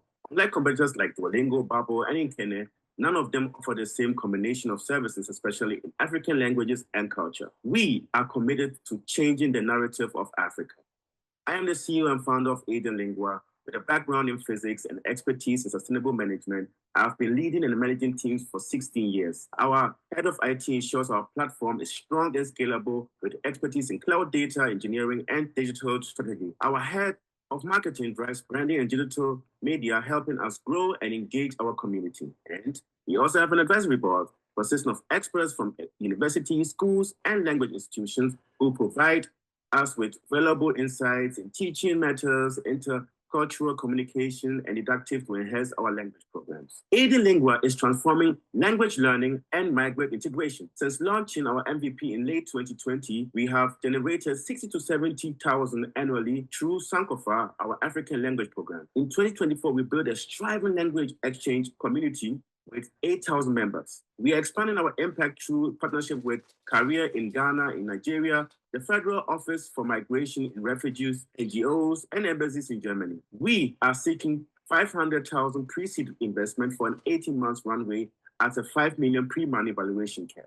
Join us in reshaping language accessibility and integration. Thank you. Thank you.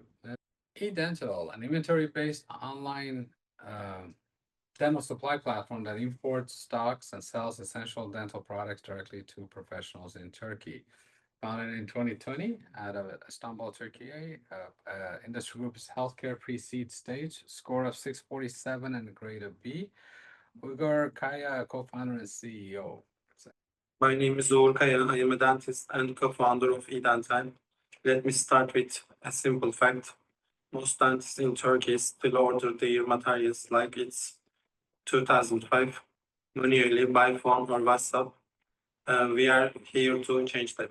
Together with my co-founders, we have over 10 years of experience in dental clinics, and we have seen the same issue again and again. Dental professionals are trying to find the right products. They face high price, delay, and poor product variety. There is no reliable digital solution. In fact, e-commerce usage in our sector is still under 1%. That's why we created eDental, a stock-based e-commerce platform designed for dental professionals. It makes purchasing quick, easy, and affordably. Everything is one place, no phone call, no visit, no confusion. We support the digital transformation of clinics across Turkey. And why not? Because e-commerce is growing in every sector. And dental supply is next. The market is ready, but no one is serving it properly. That's where we come in. eDental is built by dentists for dentists. Our platform is already live and functioning. We offer a smooth and reliable shopping experience, fast delivery, and wide range of products and competitive pricing. With our inventory model, we reach profit margin up to 4% in dollar terms. This is not just an idea. We have already proven it works. Let's talk about the market. In 2018, the Turkish dental market was 550 million. By 2021, it reached 1 million despite the pandemic. By 2025, it projected to reach 2 billion. And with growing digital adaptation in healthcare, this is the perfect time to build the dominant online dental supply platform. We use a stock-based model because dentists care about price and speed. Owning inventory allows us to offer better price and full control. We import selected product with 400% profit margin. Other products come from local depots with 15% margin. Revenue is reinvested to expand inventory and full growth. By 2029, we plan to sell to 22,000 dentists, 11,000 dental students, and 4,000 technicians across Turkey. In year one, we focused on high profit sales with efficient operations. By year five, we aim to maintain a sustainable 100% profit margin powered by our inventory-based model. Our strategy combines aggressive early growth with long-term profitability. There are over 115,000 dental professionals in Turkey, already more than 1% signing up on our platform. Over 4% connected us for purchases, and we achieved this with zero ad spend, no campaigns, no inventory. Our CIC is only $65 and our LTV is $2,036. This is true product market fit proven with real demand. Our competitors are mostly traditional depots or marketplace. Traditional depots are slow and offline. Marketplace charge high commission, which rise price for customers. But there is something even more important. Dentists are extremely sensitive to price. That's why our model is different. We own our stock, we cut out middlemen, and we offer the best possible price. Our team brings over 10 years of experience in the dental industry. I am a dentist and my partner Suel is an orthodontist. We know the market inside and out from clinical practice to supply chain. We also have experts in logistic marketing and digital operations. Together we are solving real problems with real experience. We are raising $750,000 in pre-seed funding to a safe note with a 20% discount. This gives us a 12-month runway to scale our team, inventory, and digital systems. We are looking for digital partners who believe in transforming healthcare commerce, starting with dental. I am Urkaya, and this is a dental supply. We are not just building a platform, we are building the backbone of digital dental supply. The market is ready. We are ready. Let's build this future together. Thank you. Okay, great. Thank you. Our next startup is Salibo. Salibo is improving private security by connecting businesses with locally vetted on-demand security officers equipped with AI tools. Founded in 2024 at London, UK. Security industry pre-seed stage. Score of 704, grade A-. Noah Salibo, founder and CEO. Hello, I'm Noah Salibo, founder of Salibo. After working as a security officer, supervisor, and connecting security officers through word of mouth, I saw firsthand how broken the private security industry is for both businesses and security professionals. Businesses face hidden fees, last-minute cancellation, and no real-time update. Meanwhile, officers are underpaid, unsupported, and struggle to find jobs. and the public concern keep rising. So an urgent solution is needed. We built the first tech-enabled platform for the man security that brings structure, speed, and fairness, creating a win-win situation. Think of Uber model for the private security sector. Business post job, and we instantly match them with local on-demand pre-fitted security officers. Our platform uses escrow payment, AI-driven voice-to-text incident report, and AI-powered CCTV alert for detecting fight, shoplifting, and trespassing, and a digital credential wallet to ensure full compliance. The global market is worth 250 billion. Our UK beachhead is 24 billion. We are starting with venues, retail, construction sites, and nightlife. Our business model is simple and scalable. 20% booking fees for each shift, and subscription for AI CCTV alert. And as we grow, we can adapt other revenues.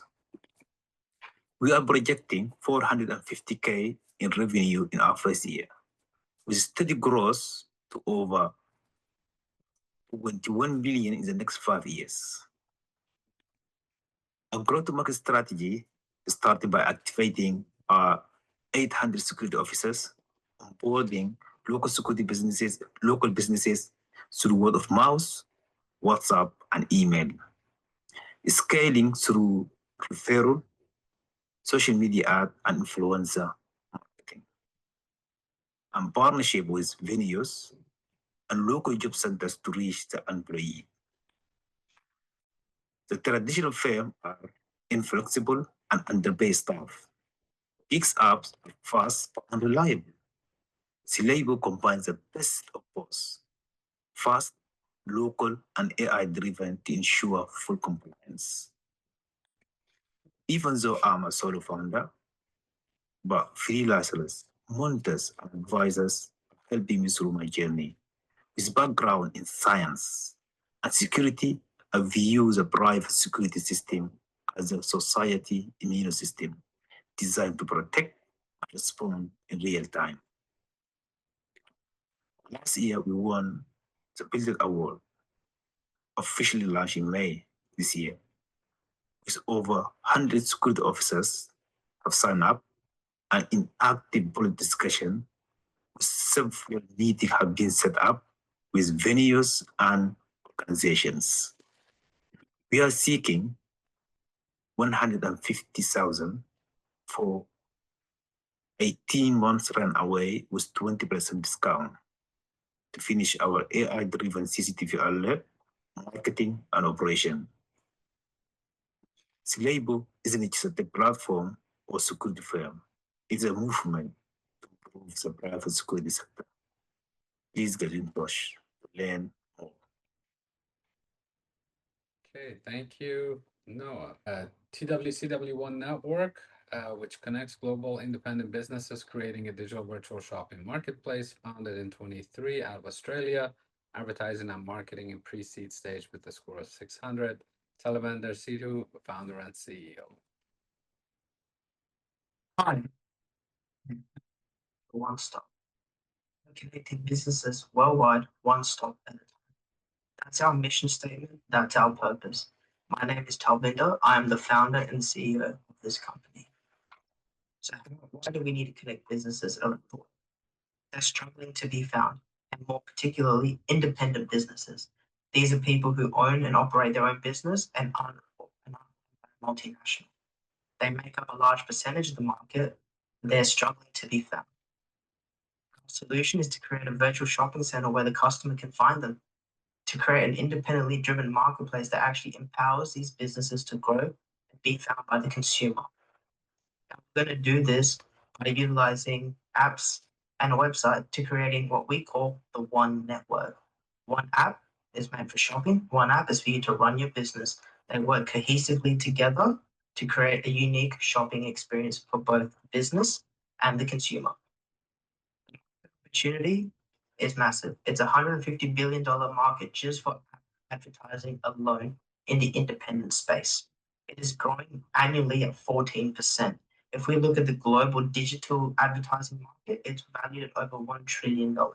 As technology improves, as more and more people have access to the internet and shopping online, this market is continuing to grow. This is the market we're going to target, and it's not a market that's going to slow down anytime soon.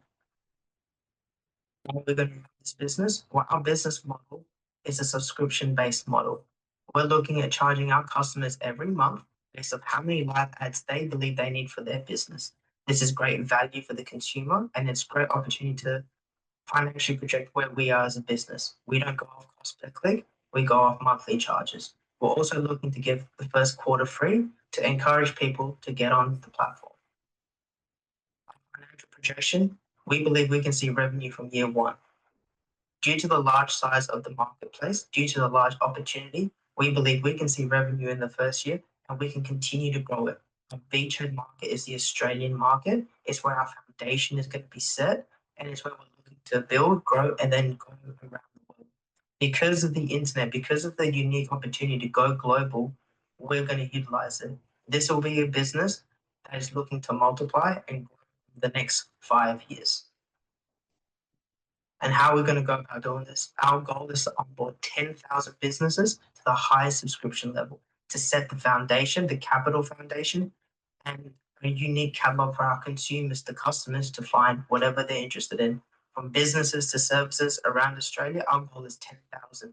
And when we go global, it sets the foundation of how we want to run this business. On a global competitive landscape, we're going against the big giants, but we recognize that and we're not afraid.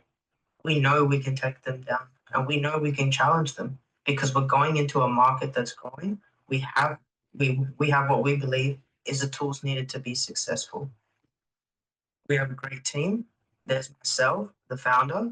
I have experience in the retail field. I have experience working for a large corporation and understand what they have available for them, but also understand how the market is and where the market's going.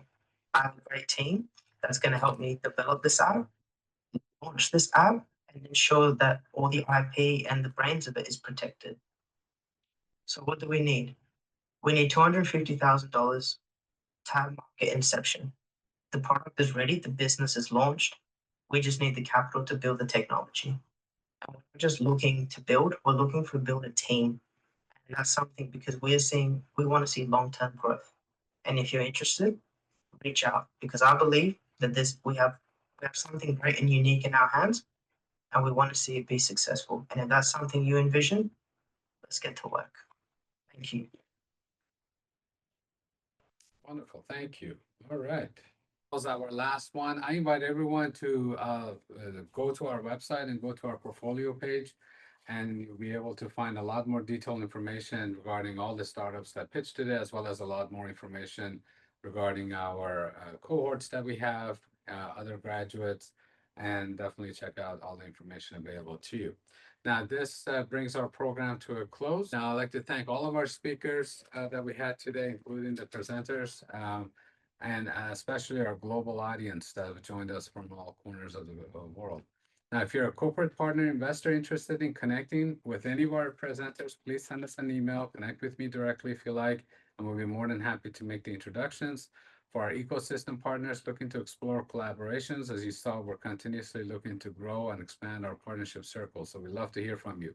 Reach out to discuss how we can work together. And if you're a founder interested in joining our program and seeing how we can support your entrepreneurial journey, be sure to check out our website, submit your applications.